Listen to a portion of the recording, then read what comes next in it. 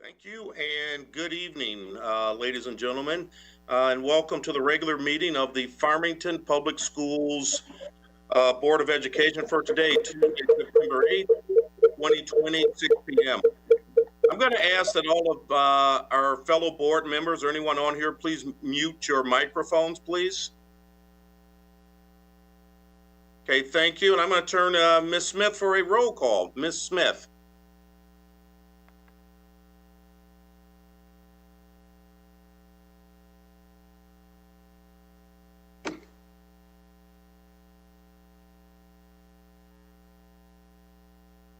Did we lose Ms. Smith?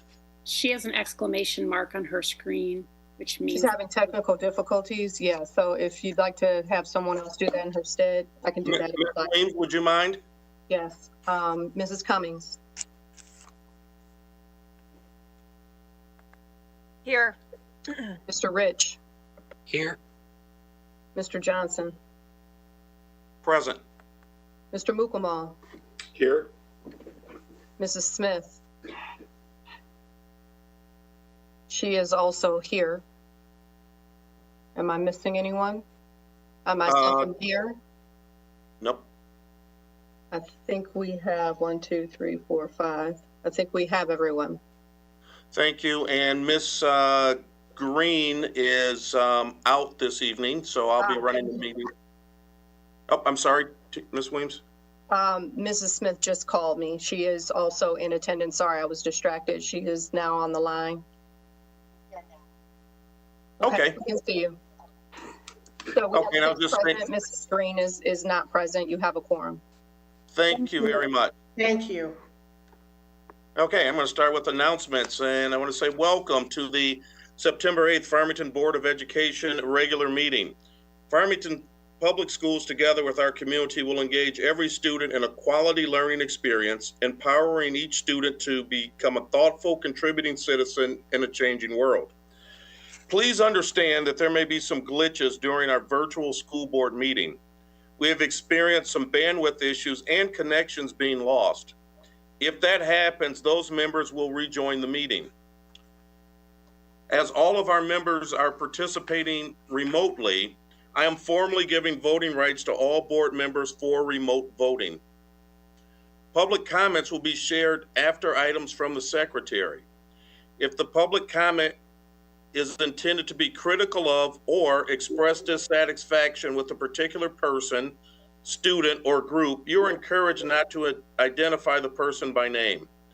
You may request a private meeting with the district representatives or utilize the complaint process found in our policy manual, and that's sections 7005, 8002, and 8008, and administrative regulations manuals, which is 7005 AR, 8002 AR, and 8008 AR, which provide a resolution at the complainant's closest point of origin.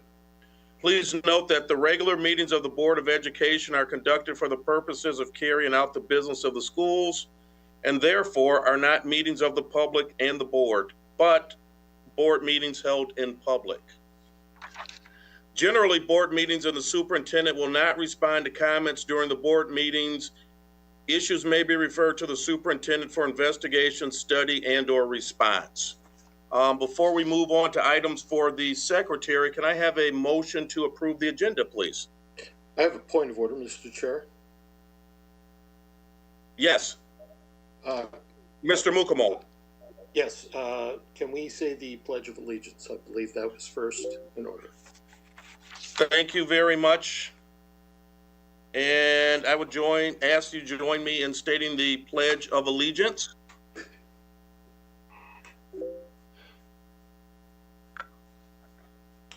I pledge allegiance, Pledge allegiance to the flag of the United States of America and to the republic for which it stands, one nation, under God, indivisible, with liberty and justice for all. Thank you, Mr. Mukamal. Okay, now let's do approval of the agenda, please. Can I have a motion? Mr. Mukamal. I move that we approve the agenda for this evening's meeting for Tuesday, September 8th, as presented. Support. We have a motion by Mr. Mukamal to approve the agenda as presented and support by Ms. Smith. Is there any discussion? Hearing none, Ms. Smith, would you please take a roll call for us? Mr. Johnson? Yes. Ms. Weems? Yes. Mr. Mukamal? Yes. Ms. Cummings? Yes. Mr. Rich? Yes. I myself, yes. As we all note that Ms. Green isn't here, so we do have a quorum. The motion passes, Ms. Smith? And the motion does pass. Thank you. And we're going to go to items from the secretary, and I'm going to leave it with you, Ms. Smith. The board has received communications regarding the return to school plans, athletic field use, and the proclamation. Communications are acknowledged, and when appropriate, a response is provided. A list of correspondence can be found in the board packet, which is available on the Farmington Public School website. That's it. Thank you, Ms. Smith. At this point, I'm going to turn it over to Mr. Zach Rich for a legislative update. Zach? Thank you, Mr. Johnson. A couple quick things. First, just wanted to note that as of last week, Secretary DeVos did deny the waiver for mandatory testing. And so I assume that there will still be some follow-up on that, and we will be working with what we end up getting for guidance from the Department of Education moving forward. A couple other things. There are new executive orders from the state, both with regarding the reopening of gyms and the continuance of sports. And so those are able to, gyms and pools and exercise facilities, things like that, are able to be opened tomorrow, September 9th. And one last thing to make note of, this is the last month for the Census 2020 collection. And so please make sure that we are counted. Michigan currently ranks 5th in the nation with more than 70% of residents completing the form. But please be sure to complete the census. Thank you. Thank you, Mr. Rich. At this point, I'm going to turn it to public comments, and I'm going to turn it back to Mr. Rich. Thank you. Thank you. So we have, I believe, 15 public comments tonight, starting with Bill Lubaway.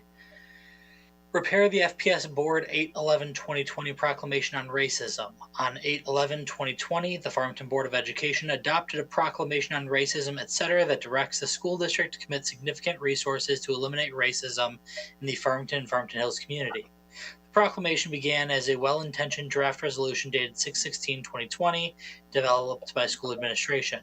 The committee received input from the board, reached out to other governmental entities and racism professionals. Unfortunately, the proclamation morphed into the mean-spirited final product. Apparently, in the rush to act in the face of the current social justice frenzy, little thought was given to developing community support. The board skipped this important step because they thought the community would raise a ruckus about it. I prepared an analysis of the misdirection of the proclamation and suggestions for repairing it. I sent the board 1. Citizen proclamation details my thoughts about needed repairs. 2. Comments on proposed changes. 3. A citizen's response to the FPS board proclamation on racism, etc. Shows a way to involve citizens and develop community support. 4. Citizen survey.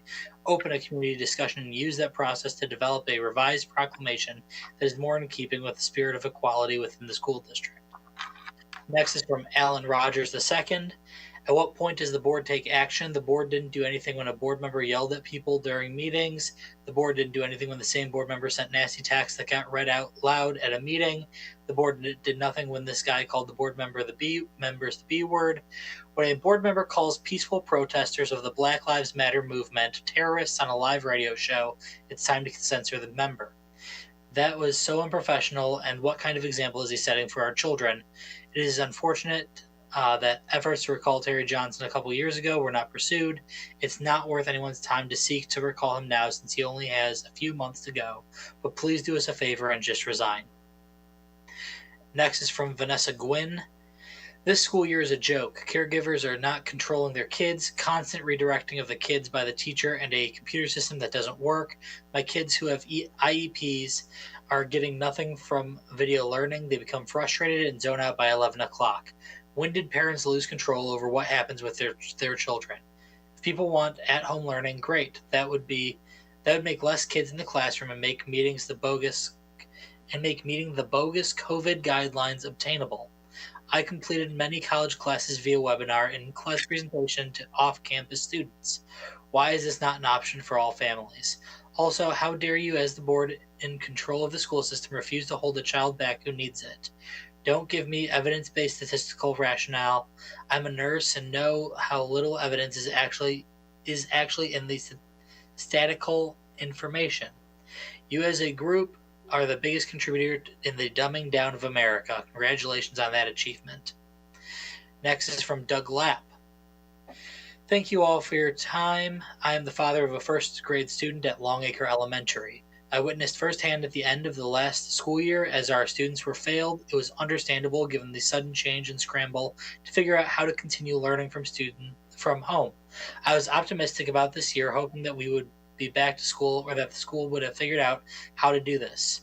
What I've seen so far this year is an even bigger failure. These kids are used to being in specific environments among their friends, learning and figuring things out together.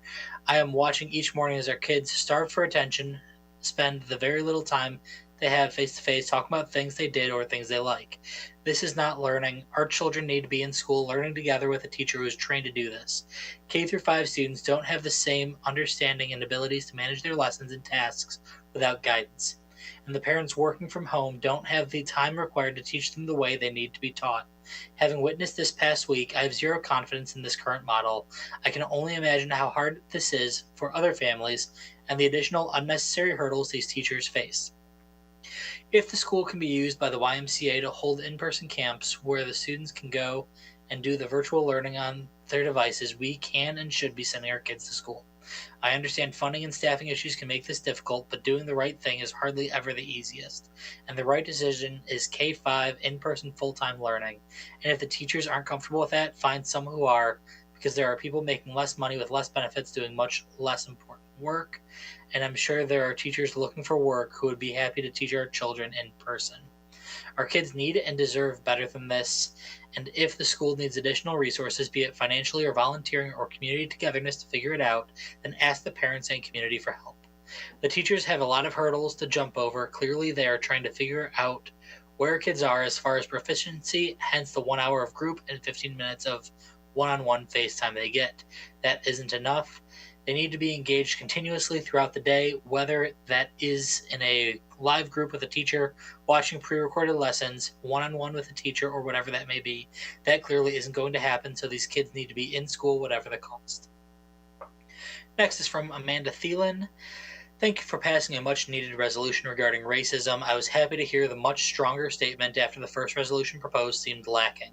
The action steps laid out will help tremendously if they are followed through on with fidelity. However, I have serious concerns about the integrity of following through, considering, but not limited to, two factors. First, last week I heard a radio segment where a board trustee referred to the Black Lives Matter movement as a terrorist organization. Second, at the July board meeting, Dr. Herrera indicated that an investigation was done looking into student public comments containing allegations of racism. Dr. Herrera indicated that before revealing the findings of his investigation to the community that he first wanted to discuss with the Board of Education privately. The community has yet to hear about these findings, and many of us are concerned about this silence. I ask the board to please follow up on both of these concerns and to address them with the public. Next is from Rick Ferrante. My daughter's kindergarten teacher is awesome. With that said, there is no way for a 5-year-old to learn, period. My wife took last week off work, and I took this week off. My daughter will not stay engaged and was crying by the end of the 9 a.m. session today, saying she didn't want to do this anymore. The 11:10 breakout was going over the letter A, capital and small letters. My daughter colored in her coloring book the whole time. I said, you have to practice writing your capital and small letter A. She yelled at me and said I did. Sure enough, she wrote her capital and small letter A and went back to coloring while the teacher was trying to quiz them and reading a book. My daughter joined back for the A song, said goodbye to everyone and slammed the laptop closed and said, I'm done. This is very sad. Next is from Christina Holland. I have concerns that the number of children in various middle school classes is much too high. It's hard for the children to concentrate with 33 kids in the virtual class for 6th grade math, and when we return to it in-person instruction on November 2nd, what will happen? I don't believe in my years in the district there have been class sizes this large. Are you assuming a percentage of kids will remain remote? Next is from Katie Hayes. On August 27, Farmington School Board Vice President Mr. Terry Johnson conducted an interview on the Urban Conservative Show with Carrie Leon Jackson, in which he called the Black Lives Matter demonstrators terrorists and defended the white supremacist shooter who murdered 2 Black Lives Matter demonstrators in Kenosha, Wisconsin. I am calling on this board to acknowledge and condemn these remarks and to remove Mr. Johnson from his leadership role as Vice President. I would call for his removal from the board, but I acknowledge that his term is coming to an end in 2020 anyway. It is not possible for this board to confront and dismantle racial injustice in our schools if you remain silent and complicit when its leaders publicly and proudly espouse racist views.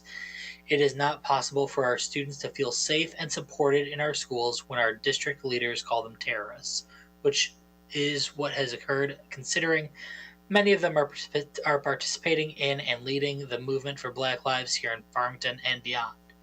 You should be uplifting their voices, supporting their leadership, and honoring them. Our students are right to demand that their community, their schools, and their teachers are free from anti-Black racism. It is your duty as leaders to foster an environment in which all students are included and empowered to learn. As community members, we are here to support you in this endeavor, to advocate for our students, and to hold you accountable for the proclamation you made earlier this summer to stand up for racial justice. Next is from Angela Otremba. Has there been any consideration of trying to get the youngest children back to in-person classes as soon as possible, K through 2? I feel the teachers are doing the best they can with the tools they have, but trying to educate very young children virtually is difficult and not as effective as an older child that can more easily follow directions.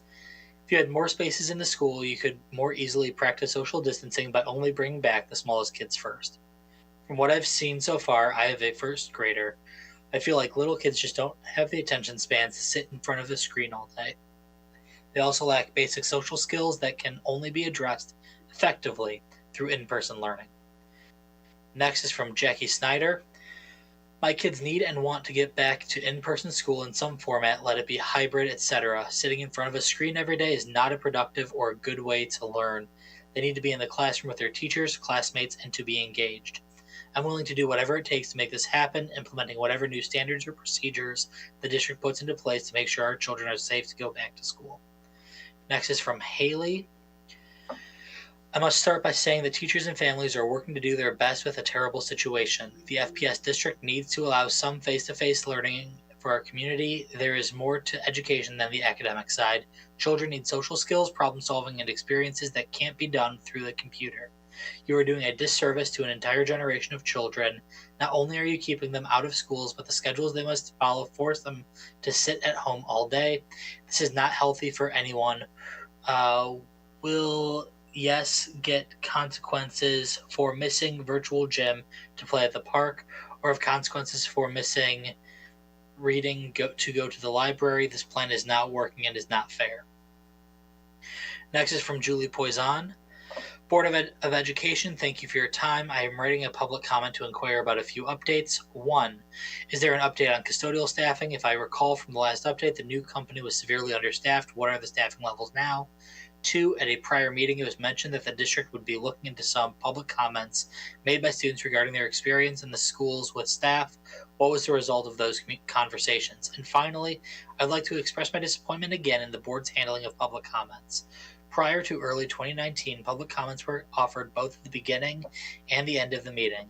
Comments are now down to 1 opportunity per meeting, and the time has been shortened from 5 minutes to 3. Now comments are only allowed to be submitted until 4 p.m., and the link was disabled until the day before the meeting. As always, I appreciate your time. Next is from Melissa Sir. I would like to publicly thank the teachers, staff, and administration for a smooth start at Wood Creek, Warner, and North Farmington. My children are figuring it out, and while it is certainly challenging to have 5 people working and schooling from a small house, their teachers have been wonderful in a difficult time. Next is from Kelly Goldberg.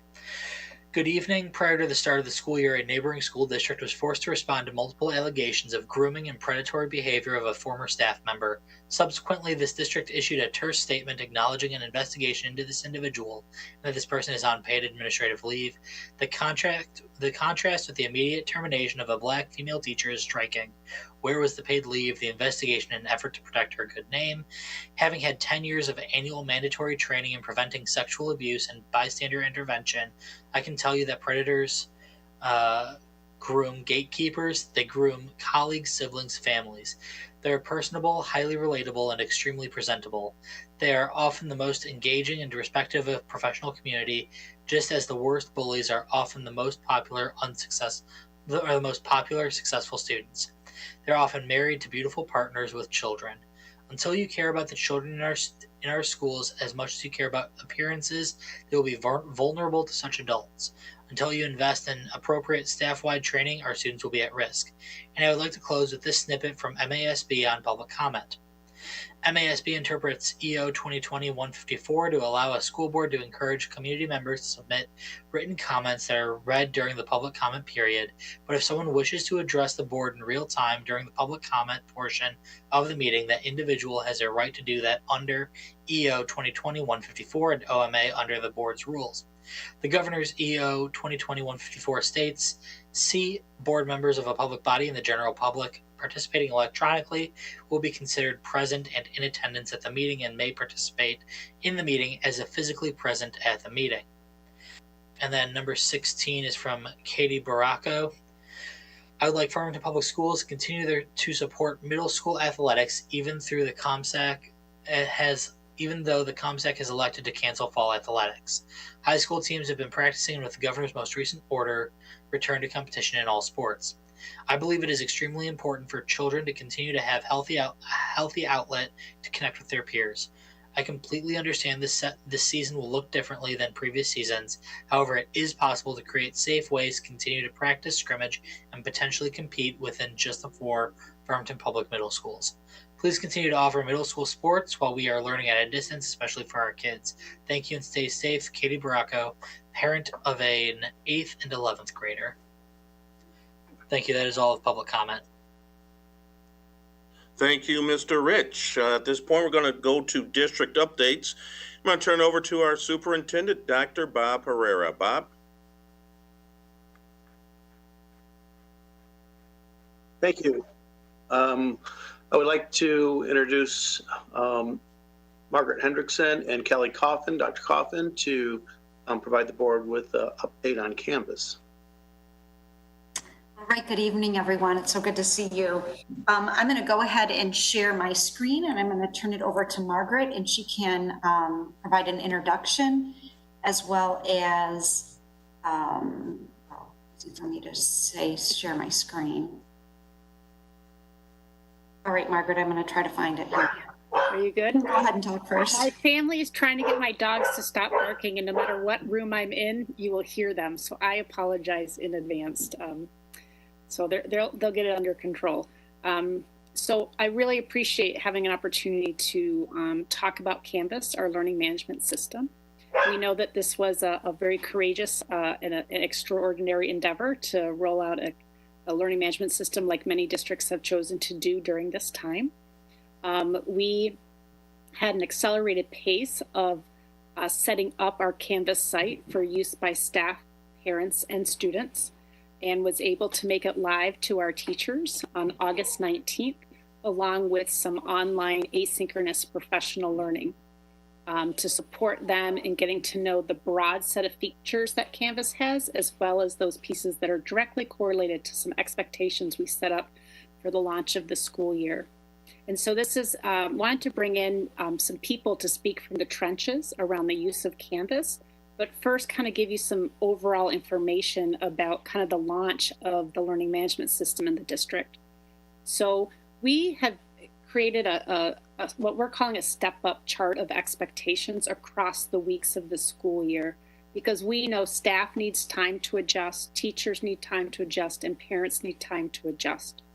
So we have set very clear expectations of what should happen week 1 and 2, and then what happens 3, 4, 5, and 6. And you need to understand that these weekly expectations can move and be shaped by what we hear from what is happening in the buildings. We are very lucky to have recruited 19 building leads that are our LMS leads. So each building has 1 or 2 teachers who are using Canvas in their own classrooms, but also supporting their building in understanding the features and how to use the tool. And they have been meeting with us regularly because I have 4 district coordinators that are supporting the work of Canvas: Nanette Suarez, Jim White, and A.B. Garbasek. And soon, once we have our tech integration specialist come off maternity leave, Elise Jenke will also be helping. And so what's been happening is the building leads are meeting with the district coordinators and early on with me as well, so I understand what's going on so I can better support the layers of support. They are meeting regularly to talk about where are we, where are their buildings, and then where should the next step be. And so one of the challenges we actually talked about today, we had a meeting, was that some staff are ready to go. They want to take off like a rocket and know all the features and do all those pieces, while we have some staff that are really wanting us to kind of stay at this place with kind of these expectations to kind of scaffold them up. And so we're going through some growth challenges with that, is how do we support the range of learners who are ready to go and those that are a little slower to start for whatever reason, and all legitimate reasons. But one of the things we have been doing very quickly is, as we get questions, we've been creating a Canvas FAQ, and each of those FAQ pieces have little mini videos that we're creating. So while Canvas has their own professional development and videos, we've been very much in response to where our teachers are at, creating these micro videos to support. And that helps those that are ready to go farther, as well as those that are ready to kind of maintain the expectations that we're setting on building. Because one of the things I mentioned in a parent video that we released a week or 2 ago is that we're building for a long term as well as the short term. And so knowing the robustness of any LMS, Canvas in particular, we all need time to grow into that to where we want. This is a tool for not just this year, but year 2, 3, 4, 5, 6, 10 down the line. And so we're navigating how to make it support the now as well as get ready for the future. So we've been having an ongoing FAQ that's supportive of staff. We're in the process of creating a student and parent FAQ. But what has been great is our district coordinators are leading live Canvas coaching sessions, as well as the building leads have been leading building level coaching sessions to support staff. And so we're really thinking about what are our tiers of support, who needs what when, what kind of questions that are coming up with. And we've created a Canvas tiered system of support where we've kind of outlined for staff, like, who do you go for what? And the more questions we get asked by staff, the more we know how to better build that system tiers of support. But what was really neat, as challenging as all this is, there's great opportunity. And so Dr. Coffin and I were exploring what some of our people have created. And so we would like to invite Rhonda Henry, who is one of our amazing principals at Long Acre. And she took it upon herself over a weekend to learn a lot about Canvas. Rhonda, can you share with us kind of what your entree into Canvas has been and kind of how you're thinking about using it? Sure. Thanks, Margaret, and good evening, everyone. So I'm learning to navigate Canvas right along with our teachers. And as we're onboarding students and families, it's amazing to see how far we've come in simply 2 weeks, since August 24th, when the teachers first began to get trained on Canvas. And so with the support of our LMS lead, as Margaret had mentioned, our LMS building leads have really been instrumental and helping all of us through this new learning. And I'm using Canvas in a variety of ways right now. Again, I'm learning every day something new and a different tool to use. The first thing I did was created a staff page, and this is one place to communicate with staff, and it houses general building information and also instructional information, and I have buttons that are very easy to find links for the staff. So there's staff meeting agendas, there's calendars, weekly news, morning announcements, and then new last week was the curriculum dashboard that teachers can click on. And again, it's a one-stop shop, and that's what we're offering for families too, and for students, is the ease of logging in one place and something that stores a lot of different information.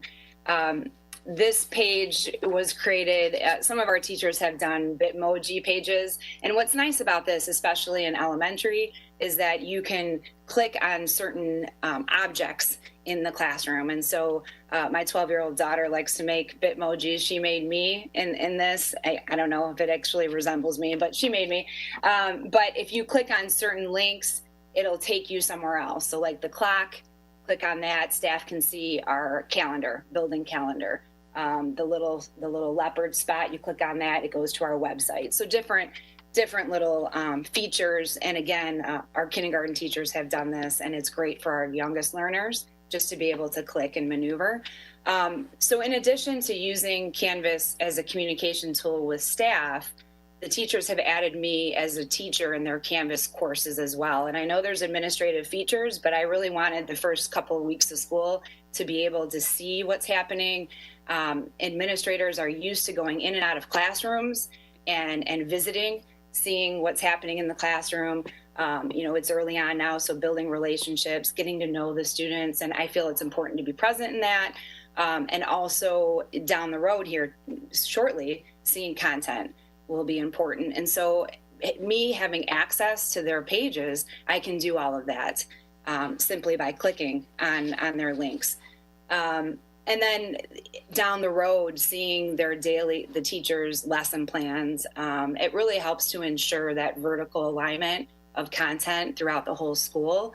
And then we can collaborate in PLCs, knowing that we're not in person right now, but this is the next best thing, in my opinion, because I can see and we can talk about what's happening curriculum-wise, kindergarten all the way through 5th grade. So my next goal is to publish a parent page, which I'm working on right now. I just haven't published it. Very similar to the staff page, but I had a parent reach out. She has a child in Longacre, Power, and Farmington, gets so much information and is inundated and maybe missing information, she felt, and asked if I could do a Google Drive, a folder, and then share it with all the families. And I said, you know what? We're learning about Canvas, and just give me a minute. I'm gonna think about this. And honestly, it's the same.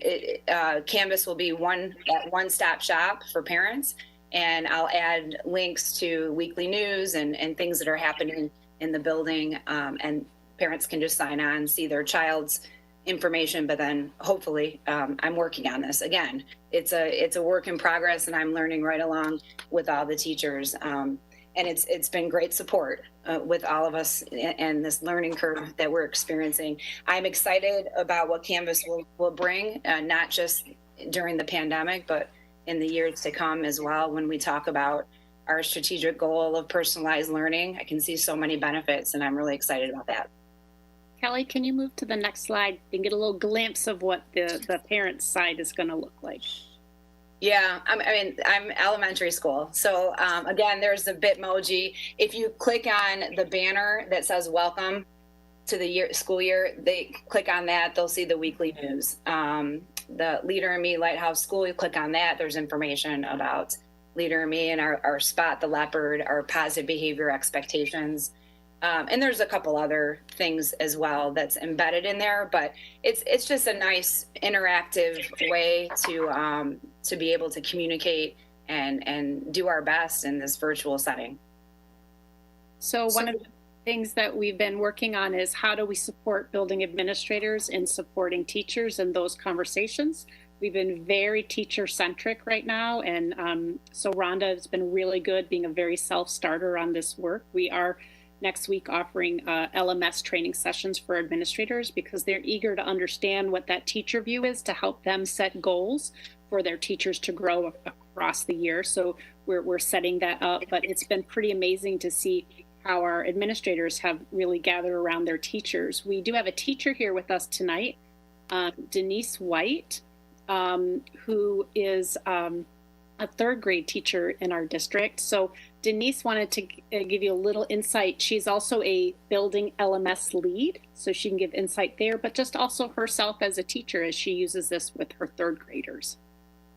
Denise, are you there still? I know she was in earlier. Yes, yeah. I am here. Okay, there you go. Okay, let's see. I don't know if you can see me. You can hear me okay though, right? Yes, and we can hear you. You see me or? All we see is a DG. We don't see her face. Okay. Well, I just turned my camera on, so. Okay. Let me see. There we go. No. I think it's. Well, we have your slide up, so if you want to move over, that's okay. Okay. So it looks like it's scrolling, but as Margaret said, I am an elementary teacher and I teach at Hillside Elementary, third grade. And one thing that I just wanted to mention that I appreciate about Canvas, lots of things, is the ability to kind of personalize Canvas for how you want it to look. Google Classroom had a lot of limitations and that it pretty much looked the same for everybody. So you can see, from the pages that the courses that Rhonda showed, she personalized it for what something that, was important to her and how she wanted to show things. You can see that my page looks a lot different. And what's really neat is we can grow into this as teachers move forward. So it's just really neat to kind of be able to personalize it. Suns and smiles are a theme in my classroom. So I wanted them to be a theme in my Canvas course too. So the other thing is with Google Classroom, it was clear that it kind of met the needs while we were in school. But when we came home in March, it was so clear that the limitations when we were not in person, it just became so much more obvious. So I was really excited to be able to get something that's an LMS like Canvas offers, and that it allows us as teachers to help control kind of like the clutter that appeared on a Google page. It was really hard for kids to find things. Everything was in just a big running stream. So it was really hard to make it work, especially again, while we were off site.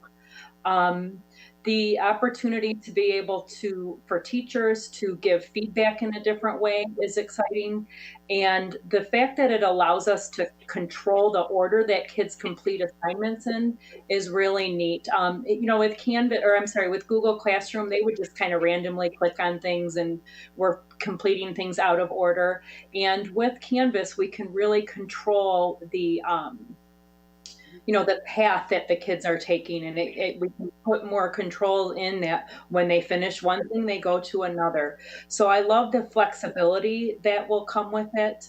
And I'm really thinking that, as my third graders are going to be learning more, they're learning more each day. And it's just, I'm really excited about how it can grow with me and my kids as we learn more, whether we're in school or not. Google Classroom didn't really have that opportunity. It was like it was what it was, and it kind of this stagnant thing where we could share work and kids could share work with us. But there's so many possibilities in what Canvas can offer as far as a lot of the components that are within it that can be part of a module or part of an assignment. So it's just really, really powerful. And then as I just wanted to mention a little bit about the Canvas lead, and that Margaret and her team have really been great supports to us as leads as we try to support at the building level. The one thing that teachers were really feeling for probably about a week and a half was a really, really high stress level. And a lot of it, they were kind of pointing to Canvas being their stress. But I think as a Canvas lead, I've been trying to kind of help them to see, like, this is a stressful time for whatever we're doing.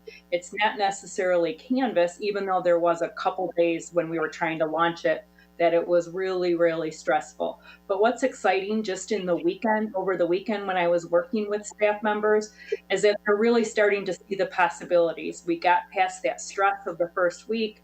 People are starting to ask really neat questions about what Canvas can do and how they can design their course. So that's been really, really positive.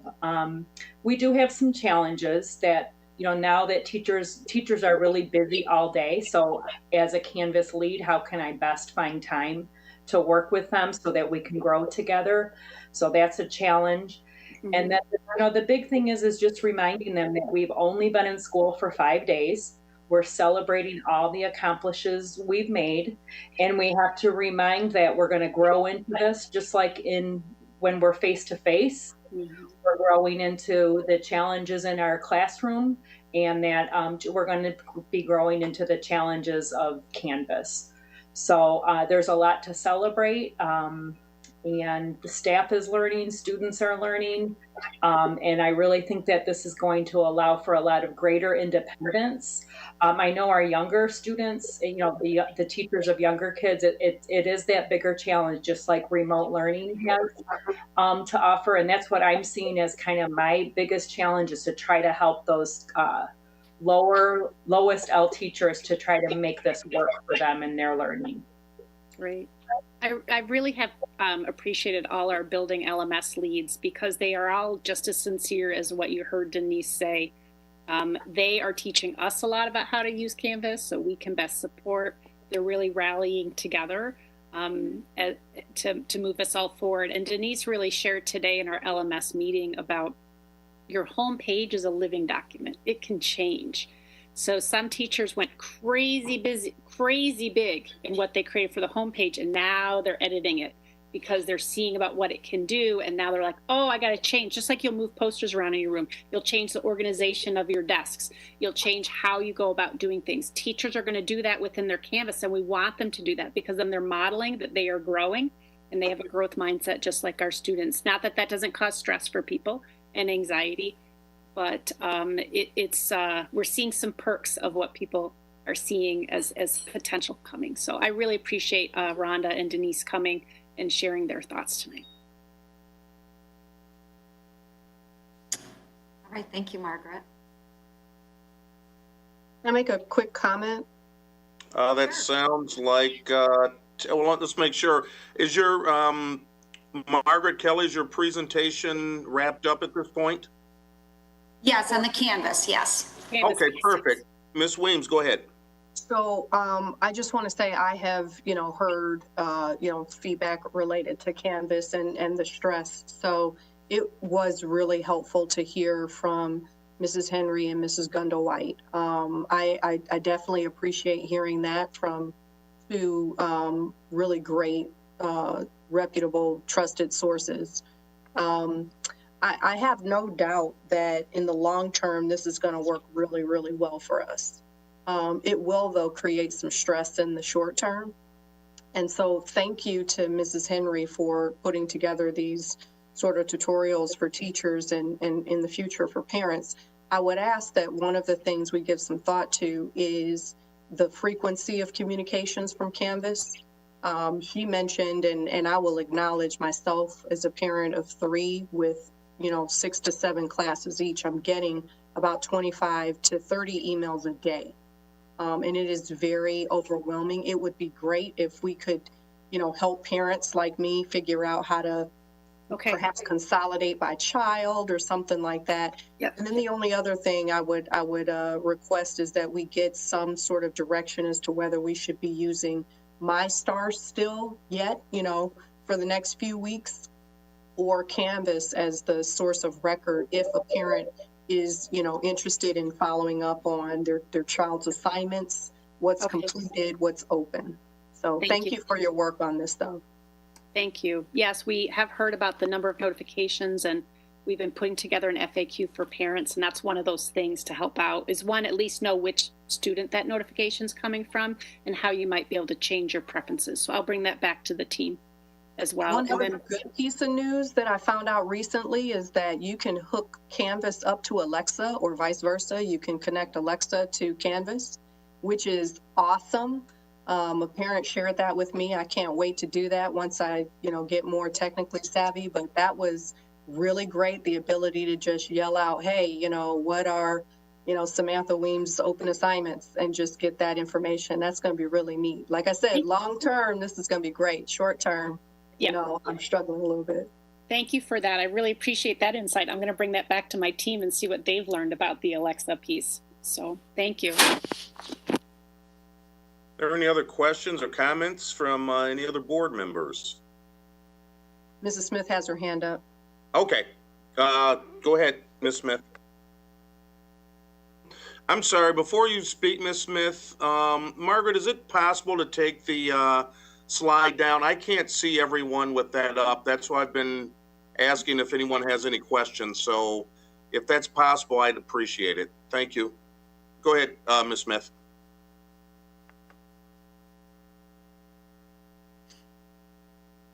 You're muted. Angie, you're muted.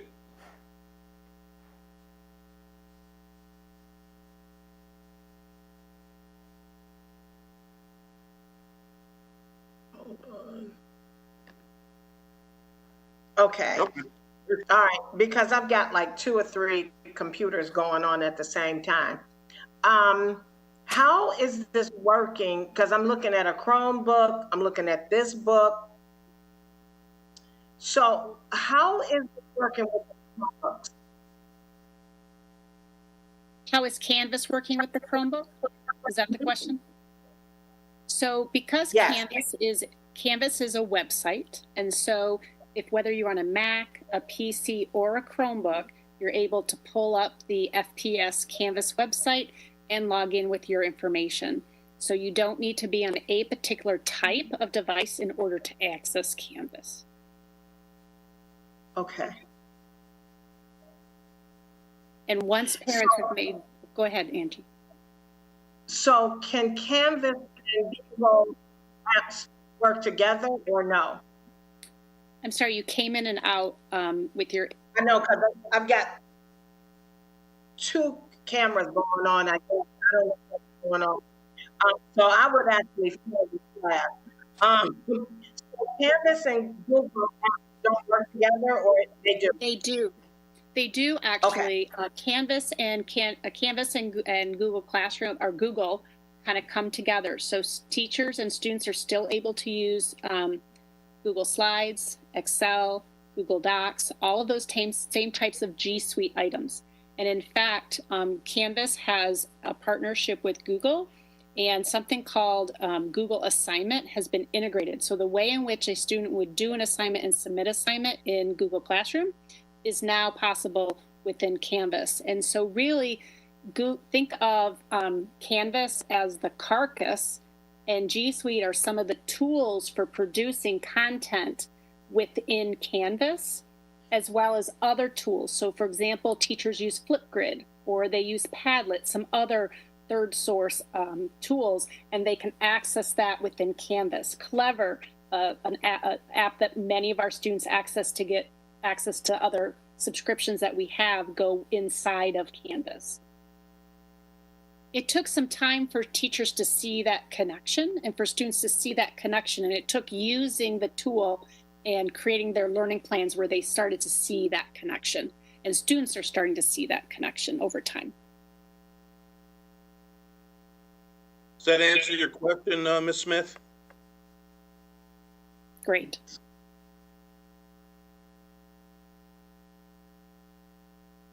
That's Ms. Smith. That's one reason why we chose Canvas, is that integration between Google and Canvas. Are we ready for the next part of our update? I believe so. I'm not seeing any other questions from board members. All right, I'm going to go ahead and share again the next part of our presentation. All right, so this evening we wanted to provide an update to the board as part of our COVID-19 extended plan. Point of order. This is meeting the requirements of the September 15th deadline as far as our requirement to set goals. I'm sorry. Before we go there, I think we're a little outside of the agenda here, but I'm going to Mr. Rich call for point of order, so I'll go to Mr. Rich. Yes, it was just that it's we have the reports from board committees, and this is under discussion items, the extended COVID. Yes. I am so sorry. No, that's okay. Nope, all good. Okay. All right, thank you, Mr. Rich. And if the Canvas update is completed, which it sounds like it is that correct, Kelly? That's correct. Okay, then let's now move to reports from board committees. We're going to start with Finance and Facilities, and I believe that's Terry Weems.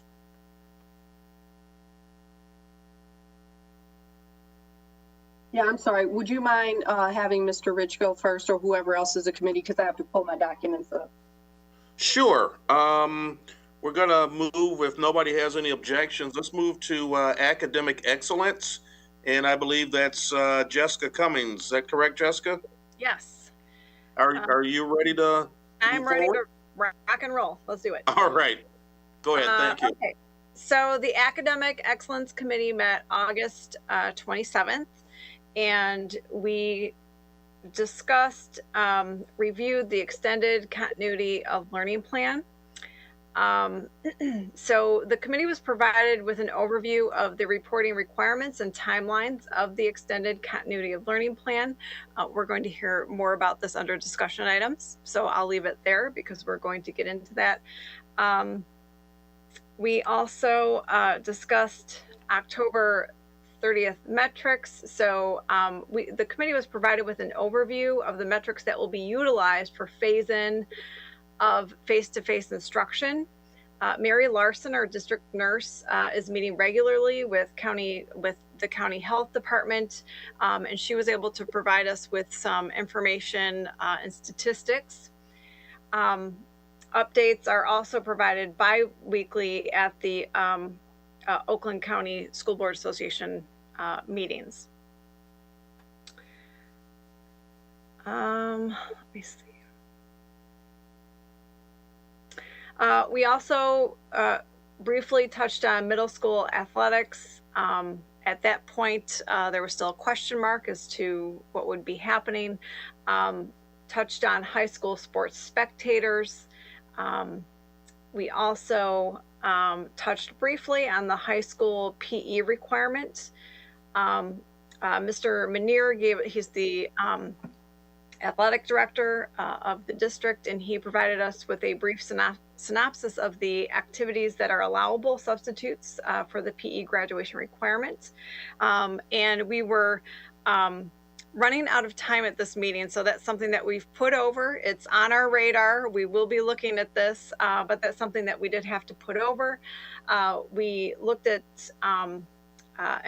we had an SEL update, and we had our SEL, the district SEL coordinator, Eris Stewart, attended our meeting to share with us the work that continues with staff to ensure that SEL is embedded within the regular routines of our teachers.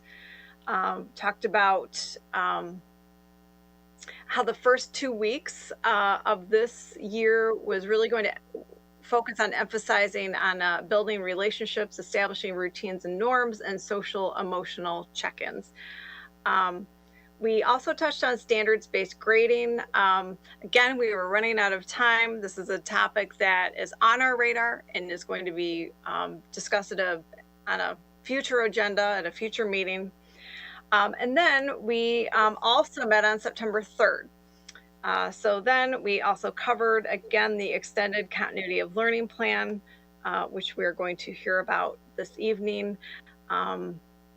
So I won't get into the details because again, we're going to hear about that in a few minutes. We talked about communications to the board, to staff, parents, and community. Obviously, communication is important. So we want to make sure that the work of the district is being communicated out. And then we talked about future agenda items. One that was mentioned was walking through the NWEA assessment and next steps related to the strategic plan. So we have a lot of items on our agenda, or I should say on our radar, being kind of moved to different agendas because we have a lot of work to do. But the main focus, as you can tell, has been the extended continuity of learning plan. And that concludes my report. Thank you. Are there any questions from any board members regarding Ms. Cummings' presentation? And it looks, I think Ms. Weems' hand is up? It is, and I don't have a question, I just have a statement. I wanted to acknowledge the Academic Excellence Committee. They have been meeting regularly. I just appreciate all of your time. And you're getting the information and asking the questions. I know that it's not even possible for you to get at all of the questions in your short meetings, but I do appreciate all of the effort that's going into your work. So thank you, Mrs. Cummings as the chair, and to the folks that also participate in that committee. If I may, thank you, Ms. Weems. Mr. Mukamal and Ms. Green are on that committee as well. And our short meetings run about 2 hours each, and we have been meeting almost on a weekly basis, or actually I think it has been a weekly basis up through this week. So I know that we have received questions from board members about items of interest, items that board members would like more information on, and those are not forgotten. They have not fallen to the wayside. They, like I said, are many of those are on our radar, but simply we're dealing with the work that's urgent and immediate, and those other items will continue to be on our radar, and we'll get to an agenda and get those reported out to the board. And just as a follow-up, I really appreciate that. It is not my expectation at all that the committee picks up those questions.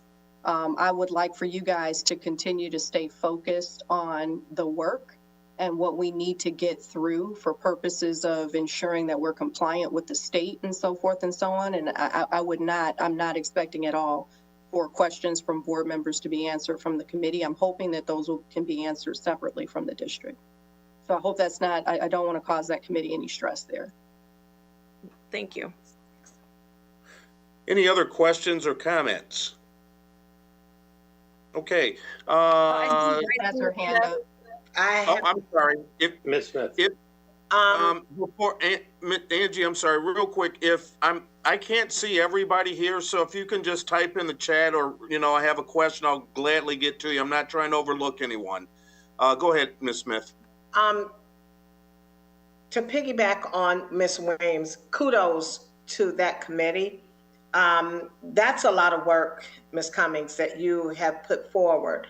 I stood on the committee with the Oakland schools, and several of districts, other colleagues from other districts have been speaking up and telling what is going on. We meet weekly to hear what is going on in other districts. Some people have hiccups. Some need whole new esophagus repairs. We are not quite there. Well, I don't know if we're quite there yet or not, but I do appreciate having the updates from other districts. I appreciate the conversations that we're hearing and then the information that we're able to take back. My only concern is that, and there are always at least 2 or 3 of us in those meetings. Transparency is my key, and I appreciate what you're doing. But where I'm also looking at is I'm not getting any feedback from our central office as where everyone is with this on that. I'm hearing what the committee is doing, but I'm not hearing that, I'm hearing other superintendents are going to these meetings with the Board of Health. I can't go back and say that because I don't know if Dr. Herrera is going, because those meetings are every week, to get a feedback on, because things change daily. I'm not expecting him to come back and say, well, you know what, this is written in stone, we're doing it this way. But I want to know, what are we doing emotionally? Studies are showing that we should not be taking a temperature thermometer that goes and puts it and points it at a kid's head like a gun. So there's things that we need to know what's going on, not only academically, but emotionally,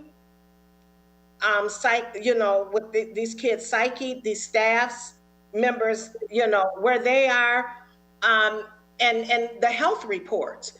So we do have a group that is coming back and getting information, and that group is coming back. I think Mr. Mukamal does bring back the information to the academic excellence group. He does come to some of those meetings as well. So I'd like to know more about what we're doing so that I don't sit there like a deer in headlights, not knowing what to say to my committee. Thank you. And thank you for all your work. Thank you, Ms. Smith. And I would just encourage you, if you have questions, please feel free to email. And I recommend emailing those to Ms. Green and Dr. Herrera and myself. And that way, if they need to go to academic excellence, then we can get those on the agenda. And especially if it's something involved with the work that is most urgent and immediate, and then those reports can be, summaries are provided to the board so that that all board members know what's going on. There's just so much that we're handling that if we waited till every meeting, I would probably talk for an hour. So those are given after every academic excellence meeting. And if you ever have questions, feel free to reach out. Gotcha. Thank you. Any other questions or comments? Okay, Ms. Weems, are you ready to move into the Finance Facilities Committee report? Yes, thank you. Sure. And thank you, Mrs. Cummings, for going first. So the Finance and Facilities Committee met in August 19th. The committee includes myself, Mr. Johnson, and Mrs. Smith. We had several updates. The first one was on the bond. As a reminder, the March 2020 bond amount was $68.5 million for construction-related projects. The first round of that work is expected to begin in the summer of 2021. Right now, what is going on is the contract with the owner's rep has been finalized. The architect contract is being drafted, and the team consisting of staff from facilities, electrical, Plant Moran, and others are performing walkthroughs of some of the facilities to determine scope and the sequence of the work. We also received a custodial update. I saw that there was a question related to that in public comment. Mrs. Venable provided an update of the 65 positions to be staffed. 26 are still vacant. They're currently looking to redeploy some drivers that are in transportation to support when we begin to start transporting students for in-person services. We talked about Y-Care and the fact that 6 district buildings will be used or are being used to house Y-Care. That includes Farmington Steam, Forest, Hillside, Lanigan, Longacre, and Wood Creek.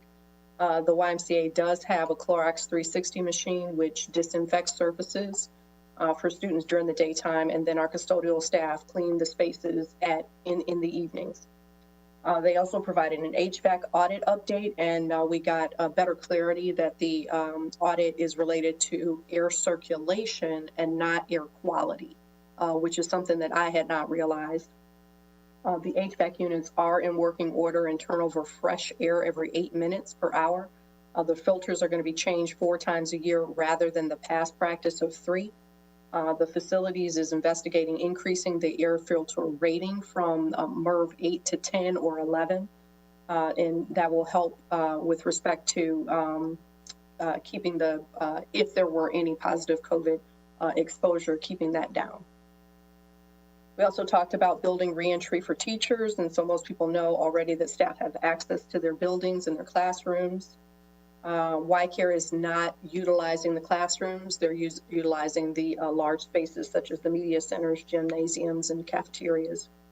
We also got an update from the budget, and essentially there isn't still much of an update except for the fact that the district submitted a request for CARES Act funding in the amount of about $600,000. And that funding is expected to support the learning management system, staff training, and personnel needs for the virtual environment. It's interesting that, and I was not aware that it's required that so much of the funding be distributed to private schools. There's another round of requests to the CARES Act, and so what we've asked is for a summary of amounts that we expect to receive from the CARES Act and what that associated funding is meant to fund. And that ends my report. Thank you. Are there any questions of any board members? I think Jessica, Ms. Cummings, your hand's up. Yes.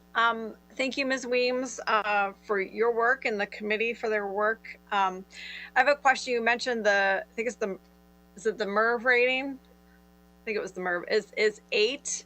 And did you say that facilities that Ms. Venable is looking at getting that to a 10 or 11? Yes. So that we're currently at an 8, which is acceptable. And the expectation is that we'll move to a 10 or 11 to increase or improve the air quality. Okay. And is the goal to get it to a 10 or 11 before students return physically to our buildings? That's a good question. I don't know the answer to that. Unfortunately, Mrs. Venable is here. Good evening, board members. Board Member Cummings, that is absolutely true. So we're conducting that investigation now. And we're working with our filter supplier, which is Aero Filter Company, supplies many of the school districts around our state, and looking at increasing. So the goal is to have, if it is possible, to have it in place by the time the children return to school. Okay, thank you very much. Yes, ma'am. Any other questions of board members? Okay, thank you. Now, Kelly, are you ready? I am. Thank you very much. Go ahead, thank you. Okay, yes. Let's see if I can do this now. Okay, so we wanted to just give you a brief update on a portion of the COVID-19 extended plan.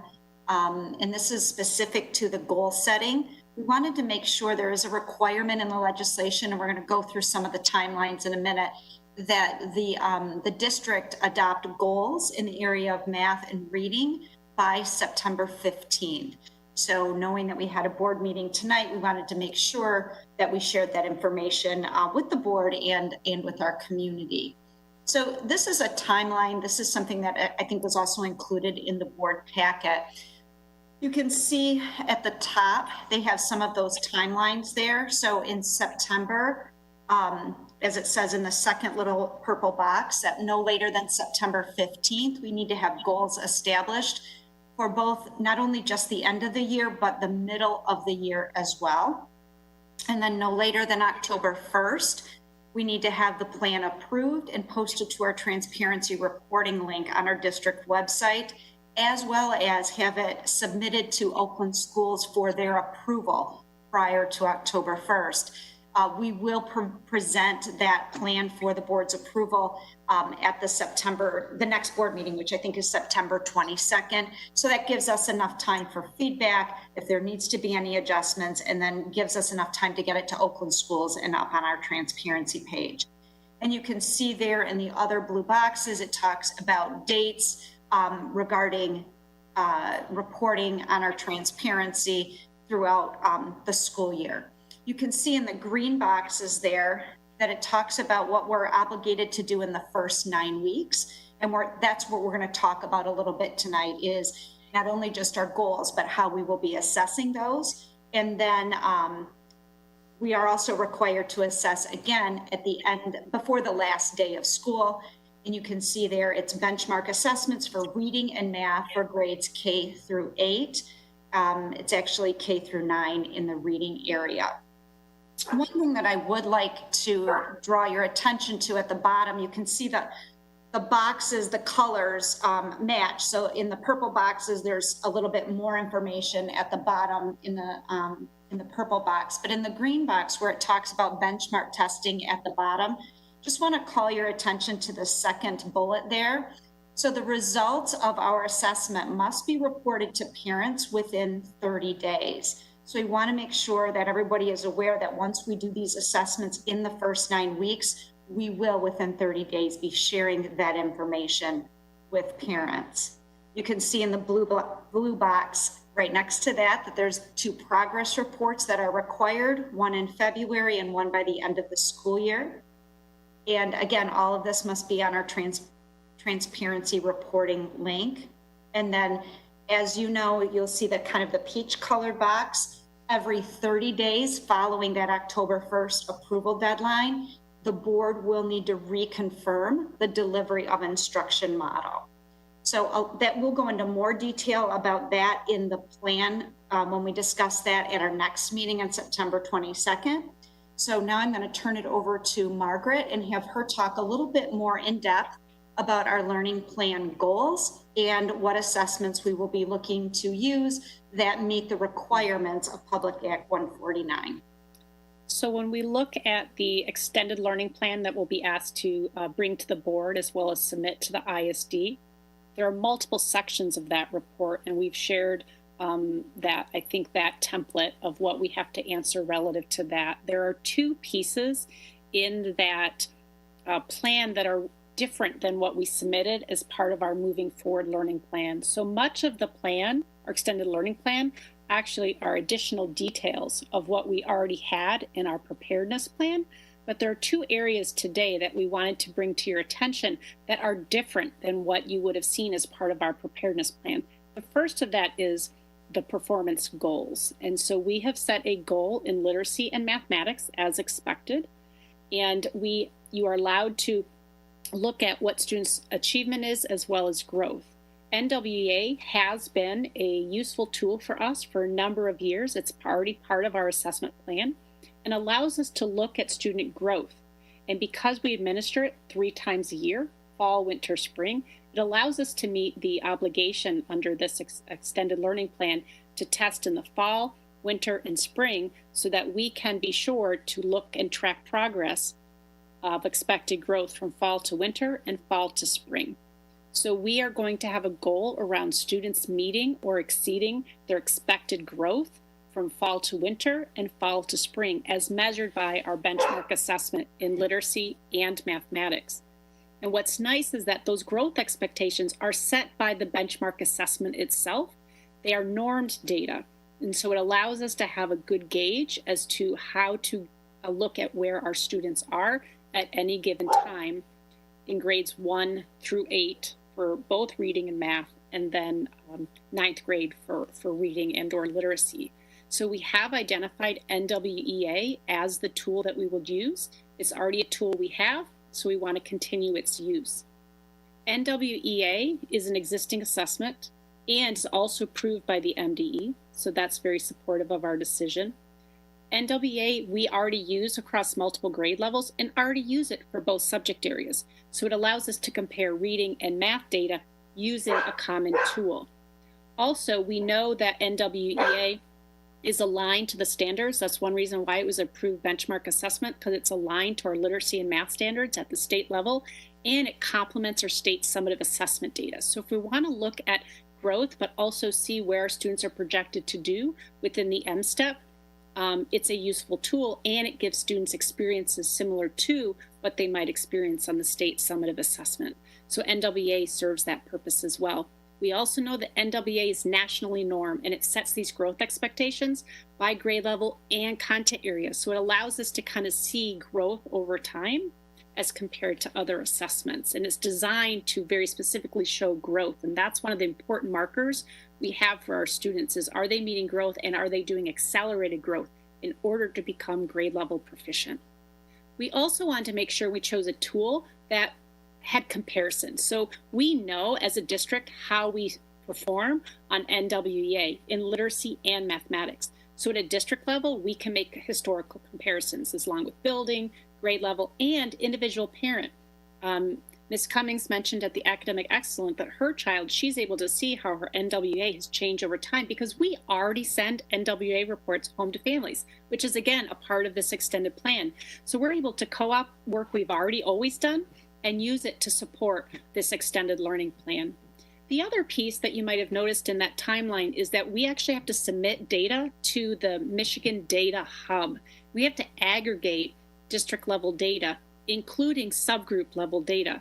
And so we are able to use NWA is already a tool we believe can integrate within the Data Hub. And we already use Illuminate and IDEX to help us analyze NWA data so we can use existing resources and tool to support this larger expectation. We talked a lot about what assessment we should use and why, and we had to go back, repeatedly went back to the PA 149 requirements, which is the Public Act.